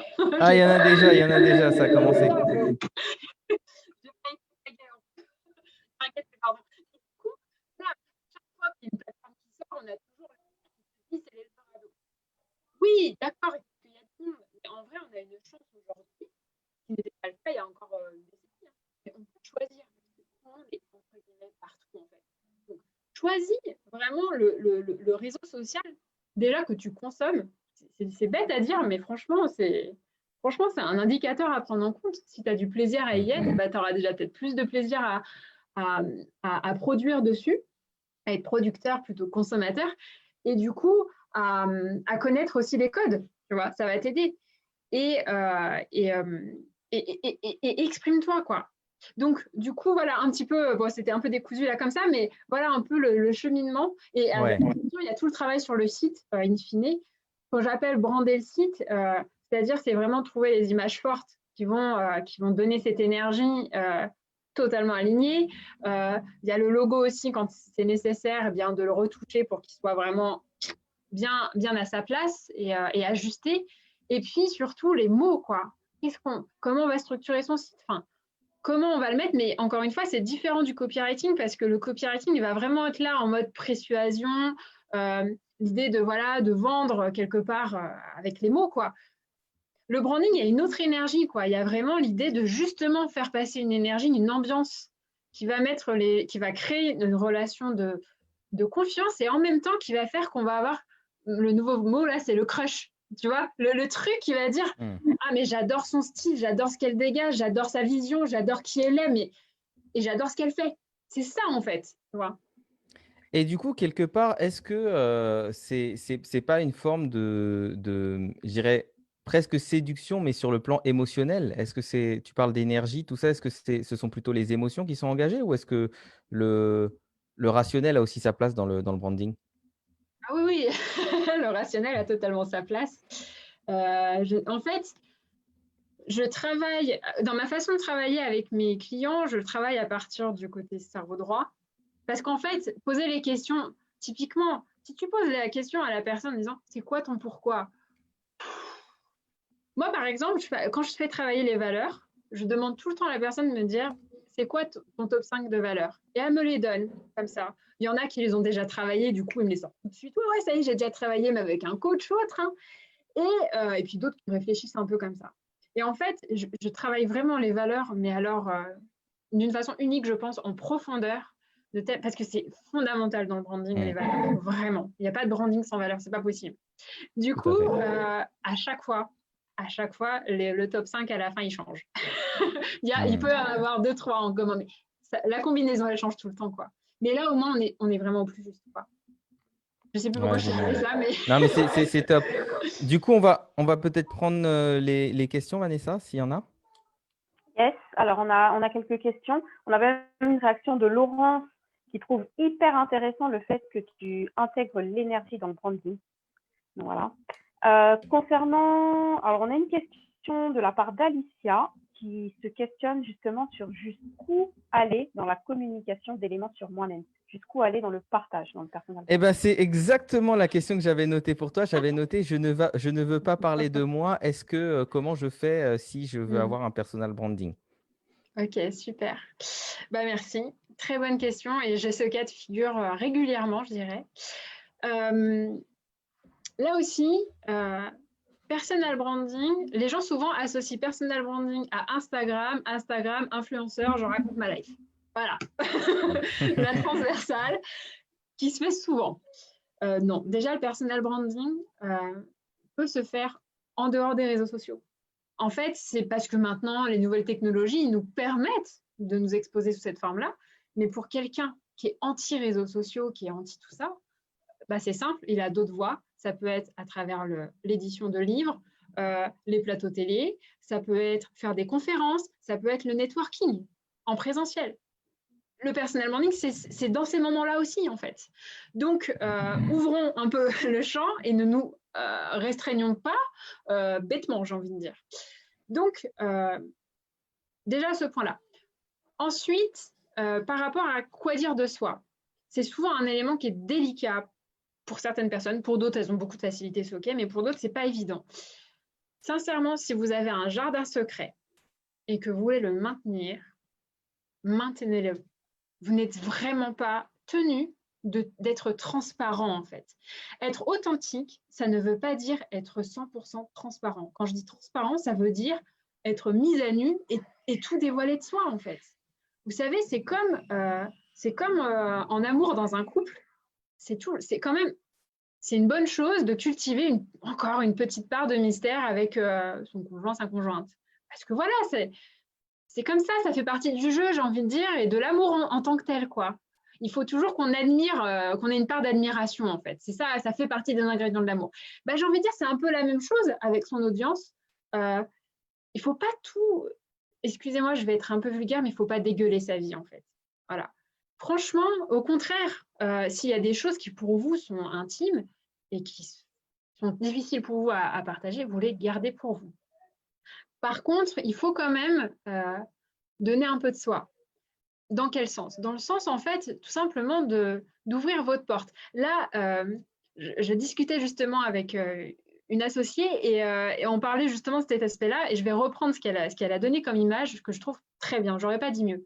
Elle dit en fait, quand on communique sur les réseaux sociaux, c'est comme quand tu invites les gens chez toi. Tu les invites dans ton salon, mais tu les invites pas dans ta chambre. En fait, c'est pareil. C'est-à-dire qu'il faut quand même donner un peu de gras. Si vous dites rien, je veux dire, bah, il n'y a pas d'intérêt, il n'y a pas de Et en valeur. même temps, en même temps, on les laisse pas non plus sur le pas de la porte. Et c'est en ça que effectivement, c'est important de parler un minimum de soi. Souvent, moi, ce que je vois, c'est qu'il y a les personnes qui se posent cette question-là, derrière, il y a une peur. Et moi, je parle beaucoup justement de l'énergie, des vibrations et la vibration de la peur. C'est pas une vibration qui est créatrice et qui est constructrice. On est plutôt en contraction et pas en expansion qu'on est dans la peur. C'est je vais pas montrer parce que j'ai peur de, il ne faut pas que et c'est très limitant. Souvent, alors j'aime bien l'acronyme en anglais pour fear, la peur, ils disent false event appearing real, c'est-à-dire un faux événement qui a l'air d'être vrai. Et en fait, c'est pour moi la peur, il y a de ça dans la peur, c'est une projection. Souvent, on se dit, mais si je commence à parler de telle ou telle chose, les gens vont me juger, les gens vont arrêter de m'aimer, les gens vont penser ça de moi. Une fois qu'on l'a fait, on se dit, ah, ben en fait, il ne s'est rien passé, il n'y a pas eu un cataclysme. Moi, la première fois que j'ai parlé de cette période difficile que j'ai vécue de ma vie, où j'ai même été dans la précarité, j'avais peur de me faire juger. C'est l'un des posts qui a suscité le plus d'engagement, d'empathie, de personnes qui sont venues me parler en privé en disant waouh, je vis ça justement actuellement, j'osais en parler à personne, merci, etc. On se rend compte en fait de ce qu'on peut faire. Par contre, je pense aussi, et tu l'as bien dit, on n'emmène pas forcément les gens dans son salon, sauf dans sa chambre, pardon, sauf quand ce sont peut-être de très bons amis. C'est-à-dire qu'ils peuvent. Parfois même, j'en sais rien, si on a un petit endroit, peut-être on peut leur dire, bah, tiens, je te laisse ma chambre à coucher et moi, je vais dormir dans le salon. Pourquoi pas? Euh, et pour moi, c'est ça aussi qui est intéressant, c'est que on y va petit à petit. Plus on crée du lien avec son audience, on n'est pas obligé de tout montrer publiquement. On peut imaginer qu'il y a une partie de soi qu'on montre publiquement, une partie qu'on montre dans un cadre un peu plus restreint, qui peut être les stories, qui peut être un groupe Facebook, qui peut être autre chose, et avoir différents niveaux en fait. Quand on suit des listes d'emails de certaines personnes, on voit bien que quand on est dans la liste d'emails depuis un moment, on a accès à un peu plus de choses que ce qu'on voit d'elle ouvertement. Donc, c'est ça aussi que j'aime bien, c'est cette notion de profondeur. Il peut y avoir différents niveaux et différents accès. Un peu comme ça se passe dans la vraie vie, en fait. Quand on ne connaît pas quelqu'un, que c'est juste une personnalité publique, on voit que la façade. Quand on commence à être un peu plus proche d'elle, on voit d'autres choses. Quand elle nous invite chez elle, on voit encore d'autres choses. Et quand on devient ami avec cette personne, on voit tout, y compris les zones d'ombre. Si elle a envie de nous les montrer. Et c'est ça que je pense effectivement que tu l'as très bien évoqué. C'est que, donc, je ne veux pas faire de la redite, mais c'est vrai que les réseaux sociaux ou une partie des personnes sur les réseaux sociaux nous donnent l'impression qu'il faut faire les choses d'une certaine manière, qu'on va être aimé si on fait comme les influenceurs, qu'on parle de notre vie, qu'on parle de notre assiette, du café qu'on a pris hier, alors que ça ne veut pas dire ça. Si on a envie de le faire, on peut le faire. Moi, je sais qu'à un certain moment, j'ai parlé du fait que j'étais en train de faire un petit potager en permaculture, parce que je sais que sur mon audience, qui est très attachée à des valeurs de respect, d'harmonie, etc., que ça parle aussi à certaines personnes. Donc, ça avait du sens. Par contre, il y a plein de choses dont je ne fais pas parler parce que ça n'apporte pas de valeur, ça n'a pas de Ah ouais. sens, ça ne va pas créer plus de liens. Et je pense que c'est ça aussi, et je sais que c'est ce que tu fais avec tes clients, c'est que tu les aides aussi à créer un champ, en fait, presque un champ lexical de ce qui a du sens pour eux, de ce qui a de la valeur, de ce qu'ils peuvent communiquer. Et je suis complètement d'accord avec toi. Il faut donner pour aussi recevoir. On ne peut pas s'attendre à ce que les gens nous donnent tout, nous Ah oui. parlent de qui ils sont, nous fassent confiance à 100% et nous, de ne pas donner un bout de nous-mêmes. Et d'ailleurs, et pour finir là-dessus, mais c'est pourquoi est-ce qu'on apprécie plus les super-héros comme Batman? C'est parce que c'est quelqu'un qui a des failles, c'est quelqu'un qui a des zones d'ombre, c'est quelqu'un qui nous rappelle nous-mêmes. Si on sortait un film avec Barbie et Ken, je ne crois pas qu'il y ait grand monde qui s'identifie et qui même idéalise Ken parce que il est trop parfait, il n'y a rien à dire, il n'y a pas d'aspérité en fait. Bah là, je vais rebondir. Justement, j'ai partagé un post récemment à ce sujet. En fait, j'avais fait une story où voilà, j'avais la tête comme ça. J'ai toujours la tête penchée. Et en fait, j'étais dans l'énergie, quoi. Il y avait vraiment ce que je partageais. Et tu sais, une story, c'est pas plus de 10 minutes. C'est très challengeant pour moi parce que j'ai du mal à faire court. Et sincèrement, il y avait juste le bout du mot, tu vois, qui n'était pas terminé, mais je terminais dessus. Donc, ça, franchement, on comprenait, quoi. Et donc, je décide de la poster comme ça. Et là, il y a une dame qui vient me voir et qui me dit, ouais, mais excuse-moi, je vais me permettre de te faire un retour sur ta story. Alors, c'est très sympa ce que tu dis, mais déjà, tu as la tête penchée. Sous-entendu, c'est dommage. Et puis, en plus, elle n'est pas finie. Et là, j'ai ri. J'ai ri, quoi. Je me suis dit, mais c'est incroyable. Je me suis dit, ça va, ça tombe sur moi. Mais je me dis, pour quelqu'un, tu vois, qui débute ou qui n'est pas à l'aise, c'est violent quand même. Enfin, ça peut être violent. Moi, je ne l'ai pas du tout vécu comme tel. Mais tu vois, et sincèrement, c'est pour ça que je partage ça. Mais je savais qu'en fait, il n'y avait aucune malveillance de sa part quand elle me disait ça. En fait, je pense qu'elle voulait me rendre service, me montrer du doigt quelque chose qui, pour elle, n'était pas parfait. Et c'est là où je veux en venir. Je suis contente de montrer parfois des choses où je ne suis pas parfaite. Parce que je sais que c'est ça qui va toucher mon audience. Si on se montre comme la top modèle sur les magazines photoshopés à n'en plus finir, on ne va pas se sentir proche de la personne. On ne va pas se projeter sur elle. Et du coup, qu'est-ce qui va se passer? On va mettre de la distance et on va impressionner, etc. Si c'est ce que tu cherches, vas-y. Mais si c'est pas ce que tu cherches, ne va pas là-dedans. Et moi, je me rappelle d'un live que j'avais fait Voilà, j'étais inspirée, etc. J'y vais. Quoi. 2 minutes après, il y a la factrice qui toque. J'étais seule avec mon bébé à l'époque. Ma petite, elle avait genre 2-3 mois. Enfin bon, voilà. Donc j'étais seule avec mon petit. Mon mari était parti avec les garçons. Et du coup, je me retrouve. Je coupe le live là parce que la factrice qui commence à me faire signer un bon et tout. Bon, très bien. Je recommence. Je ne me démonte pas. Je dis bon, désolé, voilà, je repars. Et là, il y a ma fille qui se met à pleurer. Mais vraiment, quoi. Du coup, qu'est-ce que je fais? Je continue à développer mon idée. Je vais chercher ma petite, je la prends, je lui donne la tétine, je continue de parler. En fait, je ne me démonte pas. Et j'ai eu des retours là-dessus incroyables de personnes qui me disaient waouh, mais c'est inspirant, j'ai adoré quand j'ai entendu ta fille, tu t'es pas démontée. Et là, c'est des éléments où on prend conscience qu'en fait, justement, quand on n'est pas parfait, mais que ça n'entache pas notre qualité d'expert, on est bien d'accord, ce sont deux choses différentes, en fait, c'est super puissant. Et c'est ça la puissance de l'authenticité parce que on se dit, c'est vrai. Moi, j'aime beaucoup Anne Romanoff. C'est une célébrité, voilà, enfin une one-woman show. Et en fait, sa force, c'est qu'on sent qu'elle est 100% authentique, quoi. Elle est en mode autodérision, elle est libre dans sa façon de parler et elle n'est pas parfaite et elle le montre, quoi. Et c'est vraiment, je veux que ça rentre dans votre, votre esprit, si vous pouviez retenir ça et que ça s'intègre, quoi. Acceptez votre imperfection parce que c'est ça honnêtement, qui révèle votre diversité et votre beauté.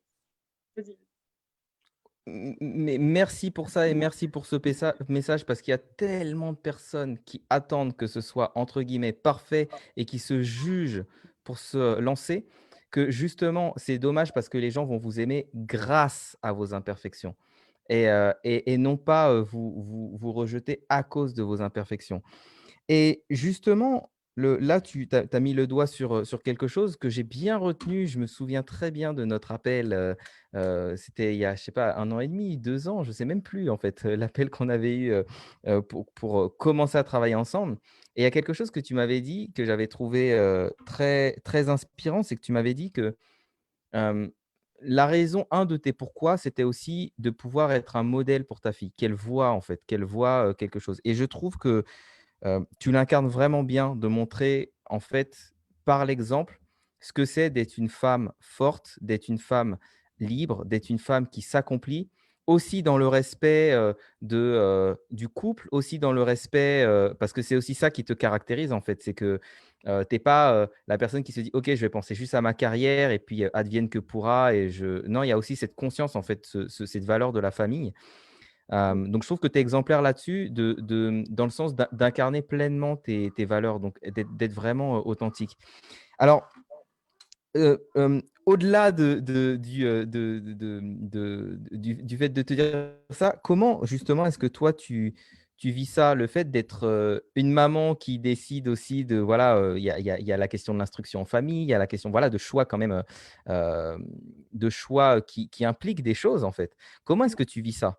Parce que j'imagine qu'il y a des personnes qui doivent se dire: «Oui, mais entreprendre, c'est parfois compliqué, surtout quand on est maman et surtout qu'on veut faire ceci ou qu'on veut faire cela».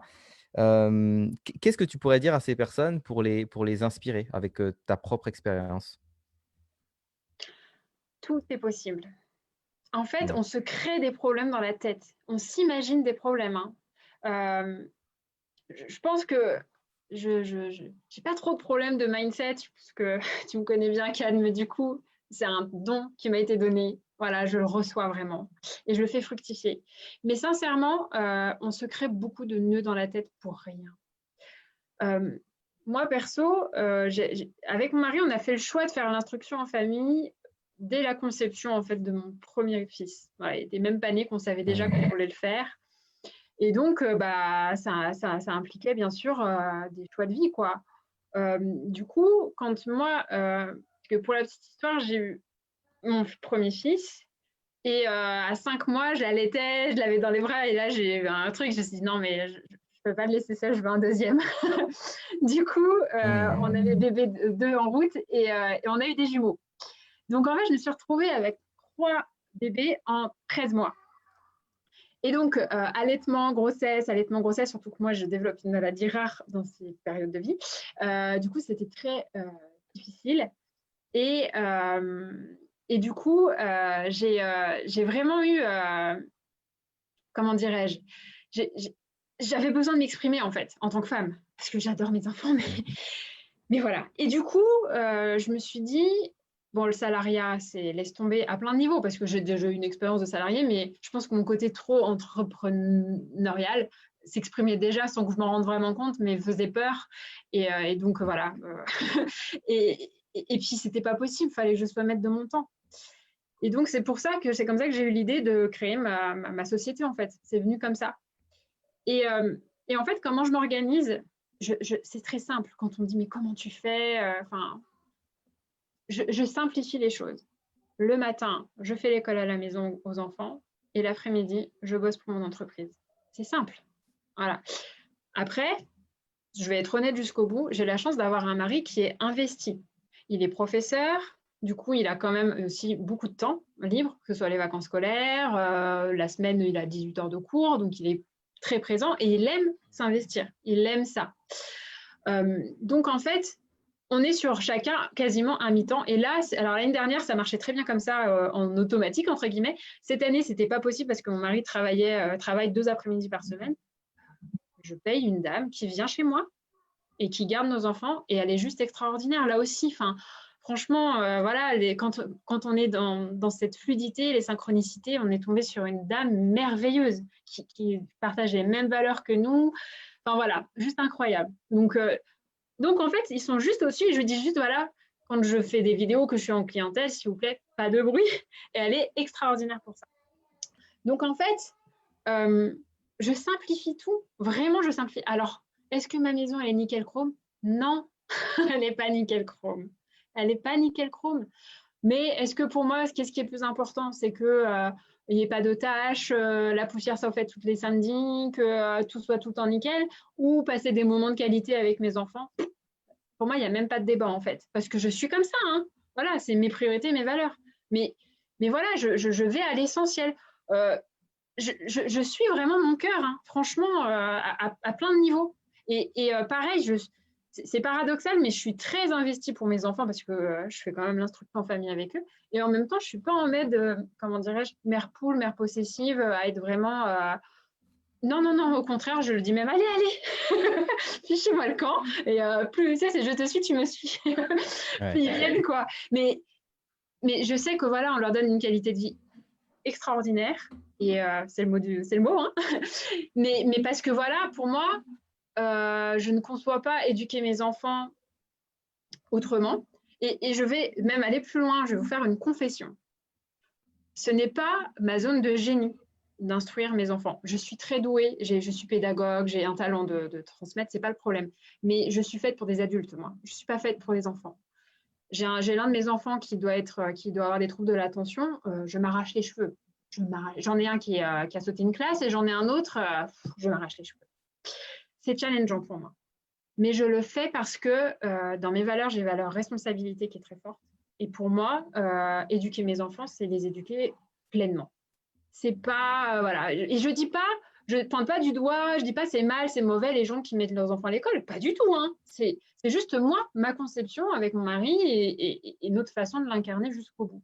Et donc, on se donne les moyens. Voilà, on se donne les moyens. Et donc, ça veut dire quoi? Ça veut dire aussi que dans mon activité, je reste volontairement sur un mi-temps. Je pourrais franchement me déployer et être à 100% et même me transformer en super agence. Franchement, je pourrais. Mais en conscience, je ne le fais pas. Parce que pour moi, ce qui prime, ce n'est pas la croissance exponentielle non plus finir de mon entreprise, c'est mon équilibre de vie. Je sais que c'est fondamental chez moi et que c'est pour moi mon joyau magique, entre guillemets. J'ai besoin de cet équilibre pour être épanouie, pour être bien aussi pour mes clients, etc. Et j'en ai conscience. Donc, prenez conscience aussi, pour chacun d'entre vous, de ce qui est vraiment important pour vous et de vous donner les bonnes priorités. Après, je ne vous cache pas que j'ai eu vraiment un long moment de douleur pour trouver ma voie. Et du coup, ça a été vraiment, comment dirais-je, très difficile pour moi de ne pas pouvoir m'exprimer dans ce qui était moi, en fait, dans ma mission de vie, on va dire. C'était très difficile.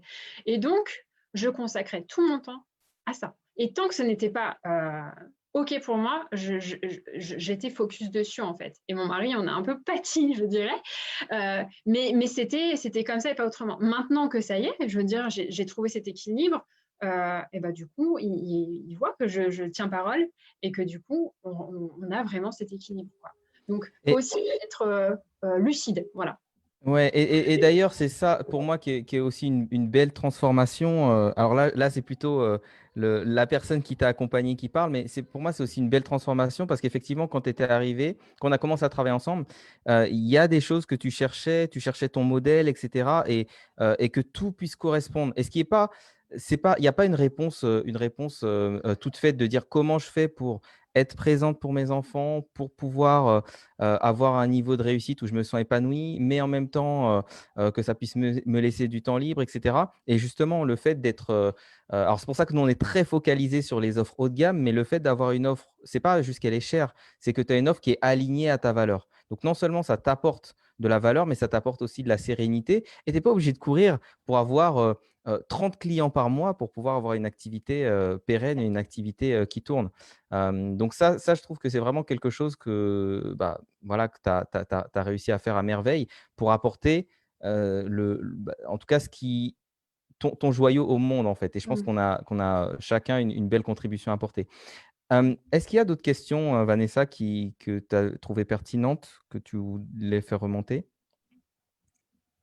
Alors, on a des questions auxquelles, bah, pour le coup, Jennifer, tu as déjà un peu répondu, à savoir Claire-Anne qui demandait, qui disait: «Je n'ose pas montrer qui je suis vraiment, sauf en petit comité, où là, je peux me lâcher. L'authenticité est bafouée chez moi». Donc, du coup, ça, c'est… hein. Après, on a Marine qui parlait, elle, du manque d'idées pour me démarquer parmi d'autres accompagnantes en parentalité. J'aimerais mettre en valeur mon neuroatypisme, mais j'ai l'impression que parfois, je ne m'y prends pas comme il faut. Donc, manque Mmh. d'idées pour se démarquer. Alors je vais rebondir là-dessus, Marine. En fait, c'est pas une question d'idée. C'est pas ça, en fait, le problème ni la solution. Heu, Tu vas te démarquer par qui tu es. C'est une notion d'être, en fait. Alors après, en fait, plus tu vas exprimer qui tu es, plus tu vas développer ton vocabulaire, en fait. Et tu vas voir qu'en fait, les gens vont finir par voir ta différence. Parce que si tu es une neuroatypique, tu es atypique par définition. Donc, tu n'as juste qu'à être, à exprimer en fait cette atypie qui t'est propre et tu verras que les gens vont la remarquer. Donc, en fait, c'est plus comment tu peux montrer davantage et partager ce qui te différencie dans la dimension de l'être et pas tant dans l'idée. Encore une fois, se dire qu'en fait, ouais, je vais faire une offre avec tant d'heures et puis je vais rajouter tel truc, etc. Tu pourras toujours te faire copier là-dessus en fait. Tu peux rien faire par rapport à ça. Alors, tu peux le faire, mais développe plutôt la partie de toi qui fait pas ta singularité, qui ça sera jamais copiable en fait. Et tu vas voir que tu vas, parce que là, tu es plus sur l'ordre des caractéristiques, tu vois. Tu es sur le Ouais. produit. Il faut que tu sois sur l'être, que les gens en fait qui ont telle problématique, devant un éventail de personnes capables, en mesure de les aider, et ben que ces personnes-là te choisissent toi parce que c'est toi et pas non pas parce que c'est ton produit en fait. Tu vois la différence? Mhm. Là, moi, ce que j'extrais de ce que tu dis, c'est vraiment le fait de ne pas chercher, mais de permettre, en fait, de se permettre. De, de- Yes. de se Ouais. permettre d'être, en fait. Et c'est vrai que pour nous qui avons beaucoup de clientes femmes, on voit que c'est mais il y a beaucoup d'injonctions, hein, de toutes les façons, dans l'éducation européenne, française, il y a beaucoup d'injonctions au niveau des femmes qui fait que il y a beaucoup de projections qui sont faites sur la femme doit être comme ci, comme ça, se comporter comme ci, comme ça, ne pas dire ceci, ne pas dire cela, avec des traitements. Moi, je sais que je fais partie des… Enfin, dans certains cas, je ne suis pas privilégié parce que je ne fais pas partie d'une majorité, mais dans beaucoup de cas, je suis privilégié en tant qu'homme. Et je le sais. Je sais que moi, j'ai qu'à dire que je suis quelque chose pour qu'on me croie. Que pour des femmes, on va toujours leur demander de prouver un petit peu plus.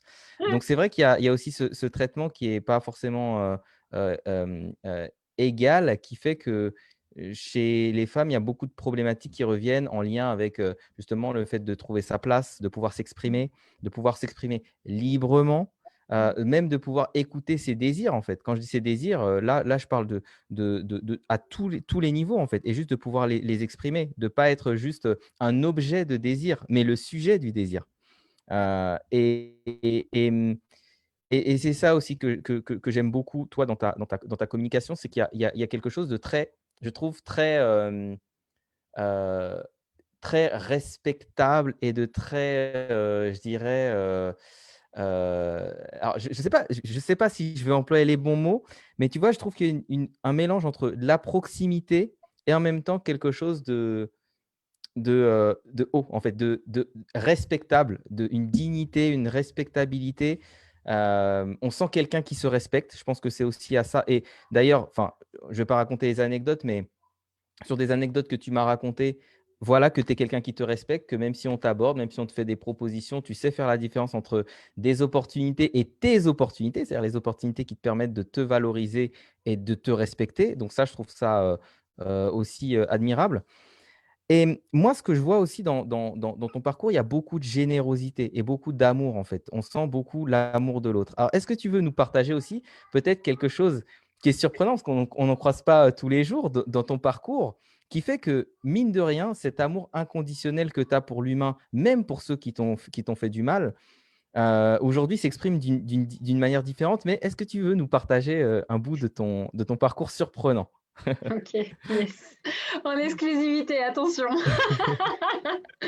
Non, mais c'est vrai parce que autant je peux en parler sans problème en réel, quoi, en présentiel, mais sur le web, je l'ai encore jamais partagé, donc Ah je bah te fais merci. honneur. Ouais, je vais rebondir sur la notion de l'amour en fait parce que je vais vous partager quelque chose, tu vois, moi qui m'a marqué dans ce que Can m'a apporté dans son coaching et que j'applique et qui a résonné super fort en fait avec mes valeurs et que je veux vous partager. Voilà. C'est n'ayez pas peur de donner. Sincèrement, c'est un truc. Pour moi, Can, c'est l'une des pépites que je retiens de toi, tu vois, de ce que tu m'as apporté. J'ai vraiment compris à quel point c'était une fausse croyance de se dire mais si je donne trop, je vais me faire arnaquer quoi, ou je vais tout perdre. Oh, combien c'est faux, combien c'est faux. Et sincèrement, euh, je vais vous raconter une anecdote, je vous tease comme ça. Mais en fait, Je vois ça. en fait, il n'y a pas très longtemps, j'étais avec une jeune femme donc, qui veut créer sa marque de vêtements et donc voilà, qui était intéressée par mon accompagnement. Et donc, au bout d'une heure, hein, le feeling passe super bien. Et donc là, elle me dit, écoute, tu sais, il y a une question que tu ne m'as pas posée, que tous les autres m'ont posée. Et sincèrement, c'est une question qui me choque à chaque fois. Je dis, ah. Et en fait, cette question, c'est que c'est des personnes qui disaient, oui, au bout de la deuxième ou troisième question, enfin, vous savez, maintenant, tout le monde suit un script. Hein, et du coup, c'est la question, c'est voilà, combien tu es prête à mettre, où est-ce que tu as le budget, enfin voilà. Quoi. En gros, on met la personne dans une belle, jolie case. Est-ce que tu as les moyens ou pas? C'est ça que ça veut dire. Et elle, c'est comme ça qu'elle l'interprétait. Et sincèrement, elle m'a dit, moi, je suis franc du collier, je réagissais, quoi. Donc, elle a apprécié, bien sûr, que je ne lui pose pas. Et enfin, c'est tellement juste impensable pour moi que, voilà, c'était naturel. Et en fait, c'était marrant parce que ce jour-là, j'avais eu une jeune femme par messages vocaux avec laquelle j'échangeais. Et c'est très compliqué de donner des conseils en personal branding hors cadre d'un accompagnement parce qu'on est sur de la personne, du sur-mesure. Donc voilà, il ne faut pas se tromper. Mais le peu que je pouvais lui donner, qui me semblait être approprié à elle, je lui ai donné. Parce que clairement, je sais qu'en fait, elle n'a vraiment pas les moyens. Elle m'a dit, voilà, je suis au RSA et j'ai à peine enfin voilà, sinon je ne mange pas. Moi aussi, Can, tu vois, j'ai eu un moment dans ma vie où je n'avais rien, ni les aides de l'État, ni que dalle, Ouais, que ouais. dalle. Et justement, pourquoi? Bah voilà, je fais la transition. C'est parce qu'en fait, pendant presque 3 ans, j'ai été religieuse dans un monastère. Et donc, j'ai vécu un peu comme une ermite. Alors, pas totalement, parce que j'étais quand même dans une communauté, mais il n'y avait pas de téléphone, pas d'ordi, pas de télé. Enfin, oui, il y en avait une, mais J'ai peut-être dû la regarder 2 fois en tout sur 3 ans, voilà. Et je ne recevais que très peu de courriers. Enfin, c'était voilà, j'étais vraiment cloîtrée, même si c'était une communauté semi-missionnaire, semi-contemplative. Ça a été une expérience juste fabuleuse parce qu'elle était vraiment fondée sur l'amour et en fait, je vivais avec des personnes qui partageaient les mêmes valeurs que moi, qui étaient foncièrement basées sur l'amour et c'était juste extraordinaire. Vraiment, enfin, c'était magique. Et si je vous partage ça, c'est parce qu'en fait, moi, j'ai vraiment ressenti un appel, hein. Vraiment. Je suis pas du tout issue d'une famille chrétienne, etc. Moi, mes grands-parents sont musulmans. Je veux dire, voilà, il y a vraiment, j'ai eu une conversion, une grâce de conversion. J'ai été baptisée à l'âge de 14 ans. Enfin, voilà, une rencontre, une vraie, voilà. Et donc, j'ai ressenti cet appel et franchement, j'avais quoi? J'ai reçu le premier appel, je crois, vers 14 ans, puis après, 14-16 ans, puis après, ça s'est enfoui, puis après, c'est revenu. Et en fait, quand il est réapparu, j'avais vraiment 2 voix, quoi. J'avais la voix du business, parce que je sentais vraiment que j'avais une puissance, que j'avais quelque chose à faire de grand. Et puis, le côté business m'a toujours plu, en fait. Alors, je me voyais pas comme entrepreneuse, hein. Franchement, mais je ressentais. Je savais pas comment, j'avais fait des études de ressources humaines, donc il y avait déjà le fameux alliage entre l'humain et l'entreprise, quoi. Donc, je m'en rends compte. Et il y avait ça, et d'ailleurs, quelqu'un avait repéré mon potentiel et m'avait proposé vraiment, enfin, voilà, de monter un business, de faire un gros truc, quoi. Mais j'avais cet appel en fond de moi. Et sincèrement, je l'avais, quoi. Et je me suis dit, non, mais faut que tu le vives. Faut que je le vive, ce truc-là. Parce que sinon, je le regretterais toute ma vie, en fait. Et je l'ai vécu. Donc, franchement, faut pas hésiter quand c'est possible, hein, parce que j'avais pas d'enfant, pas de mari, enfin, voilà, j'avais pas d'attache. Donc, c'est plus facile. Mais si c'est votre cas, n'hésitez pas à être radical et à vivre à fond vos expériences de vie. Parce que c'est d'une richesse. Mais ça nourrit, quoi. Ça nourrit vraiment.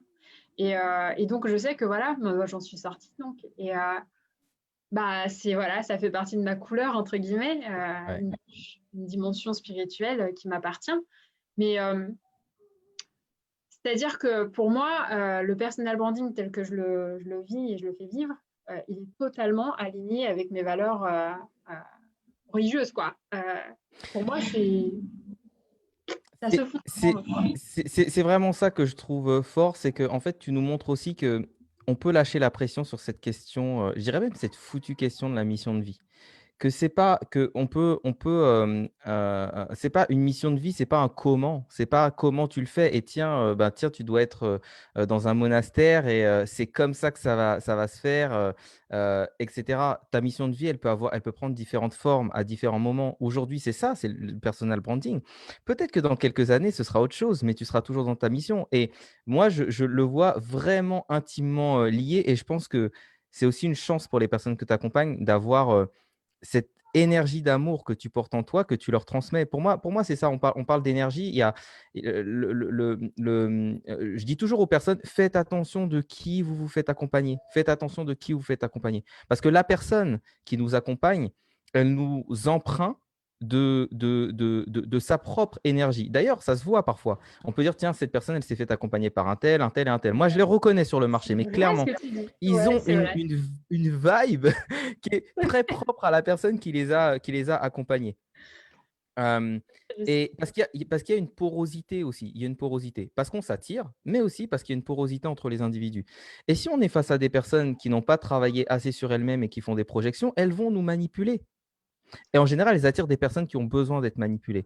Quand on est face à des personnes qui ont suffisamment travaillé sur elles-mêmes, au contraire, elles vont vous aider à faire émerger ce qui est à l'intérieur de vous et de le faire émerger à l'extérieur. Et je trouve que c'est ça aussi qui caractérise, je pense que tous les extraordinaires, en fait, la grande famille des extraordinaires qu'on est, toutes les personnes qui me font confiance, à qui je fais confiance aussi, parce que c'est une confiance mutuelle, c'est aussi ça, c'est cet alignement, en fait, cette volonté d'être pleinement soi-même pour être dans sa contribution, pour mieux aider les autres. Et je trouve que ça, justement, cette énergie que tu as en lien avec l'amour qui s'est manifesté d'une certaine manière à une certaine époque, qui se manifeste aujourd'hui, pour moi, c'est aussi de l'amour de soi que tu apportes aux autres. C'est-à-dire de leur montrer qu'ils peuvent tellement s'aimer, qu'ils peuvent être eux-mêmes.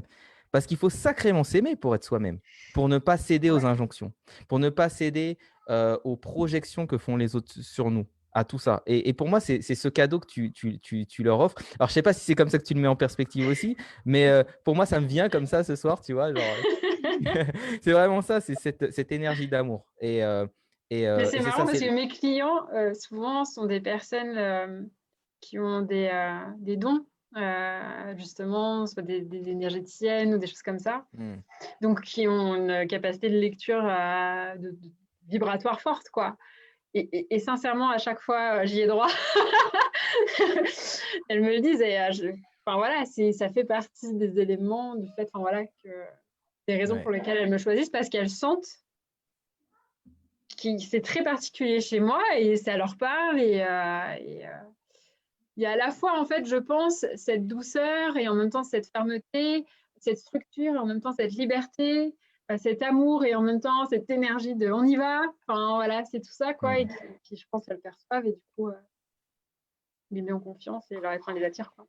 Ouais, c'est vraiment top. Alors, comment est-ce qu'on fait pour quelqu'un, pour des personnes qui ont peut-être regardé le live là ce soir, ou les personnes qui le verront si on le met après sur d'autres plateformes, comment est-ce qu'on fait pour travailler avec toi? Comment est-ce qu'on te trouve? Où est-ce qu'il faut aller? Qui est-ce que tu aimes accompagner? Est-ce que tu peux nous en dire un peu plus? Ok. Alors, pour me trouver, c'est simple. C'est principalement sur mon site internet pour me contacter, prendre un rendez-vous et parler, discuter de votre cas.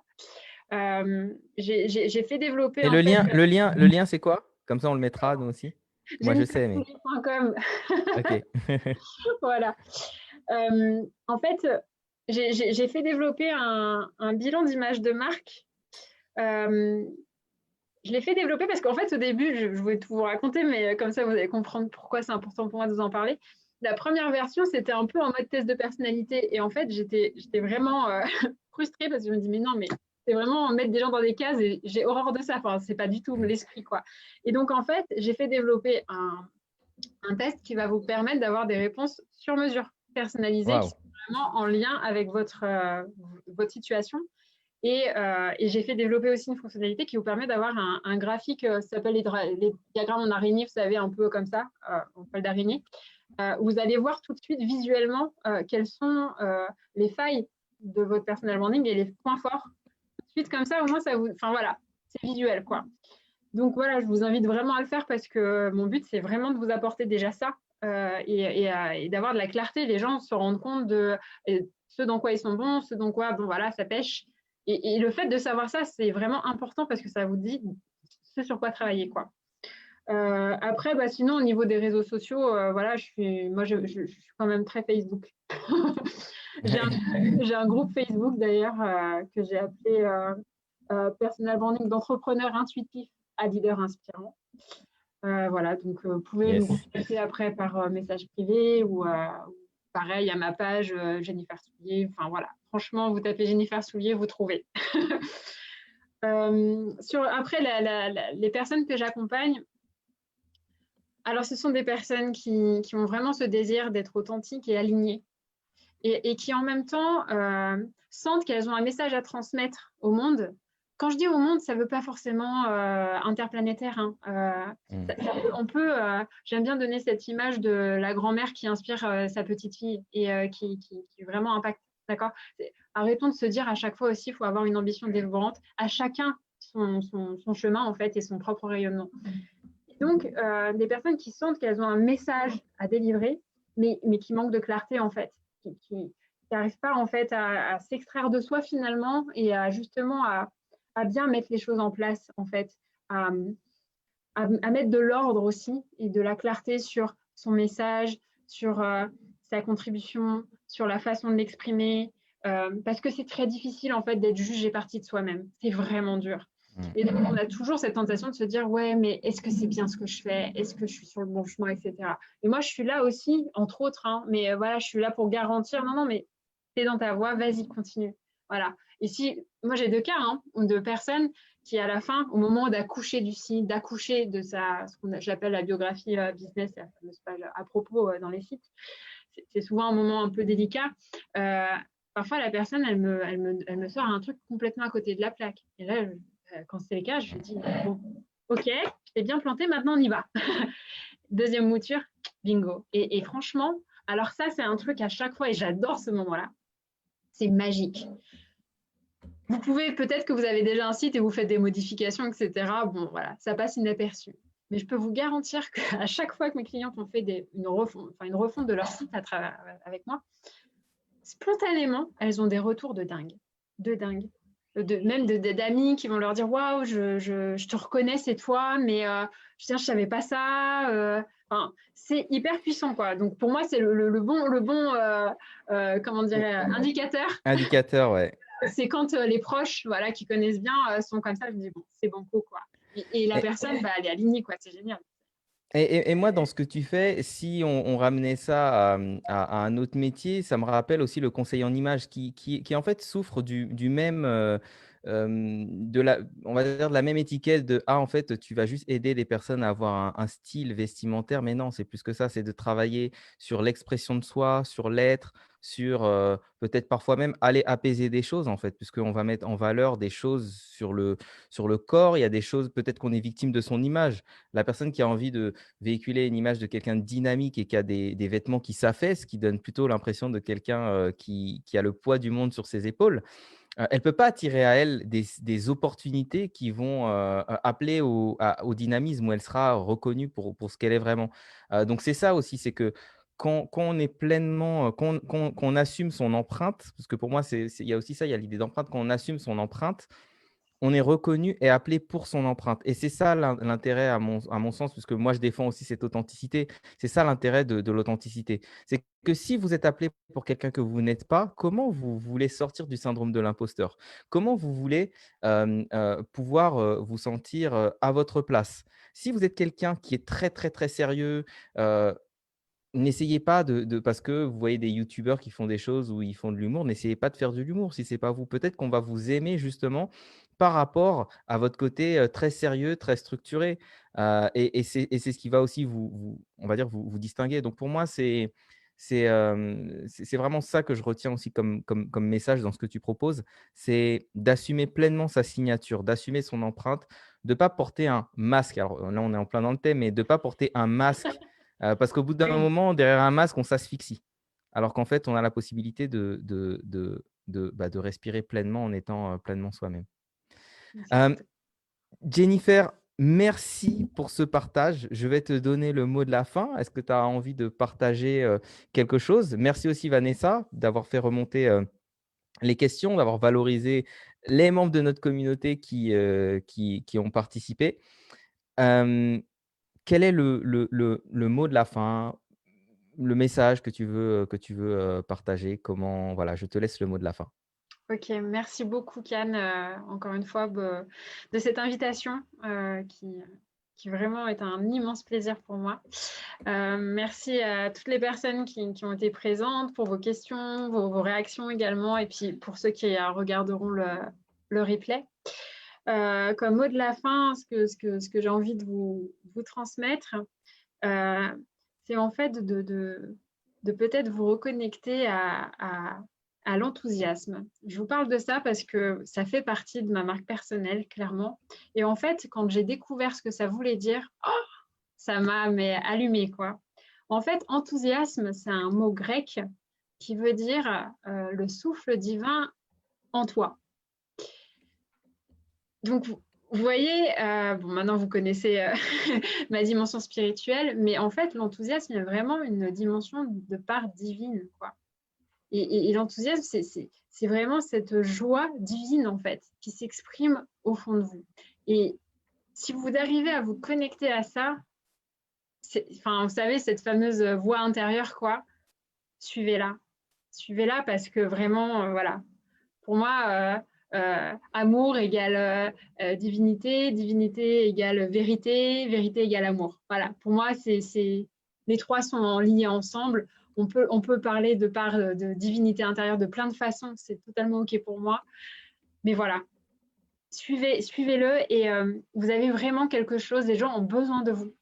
Et plus, il faut qu'on soit une milice de personnes qui s'expriment, parce que sincèrement, dans ce qu'on vit là actuellement, en termes de mesures liberticides qui est franchement challengeant pour chacun d'entre nous.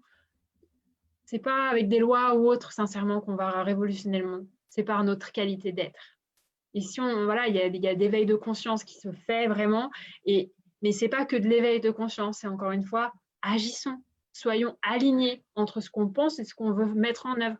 Incarnons nos valeurs et vivons-les vraiment. Et suivez votre chemin parce que vraiment, on a tous quelque chose de magnifique à nous apporter les uns les autres et à laisser à nos enfants un monde meilleur, quoi. Voilà. Merci Jennifer, ce sont vraiment des mots inspirants et qui sont importants dans une période comme celle-ci. Donc merci de nous avoir fait l'honneur et le plaisir d'être là ce soir et de partager. Je te dis à très vite. À très vite tout le monde. On se retrouve comme d'habitude la semaine prochaine. Et n'oubliez pas que vous êtes extraordinaire.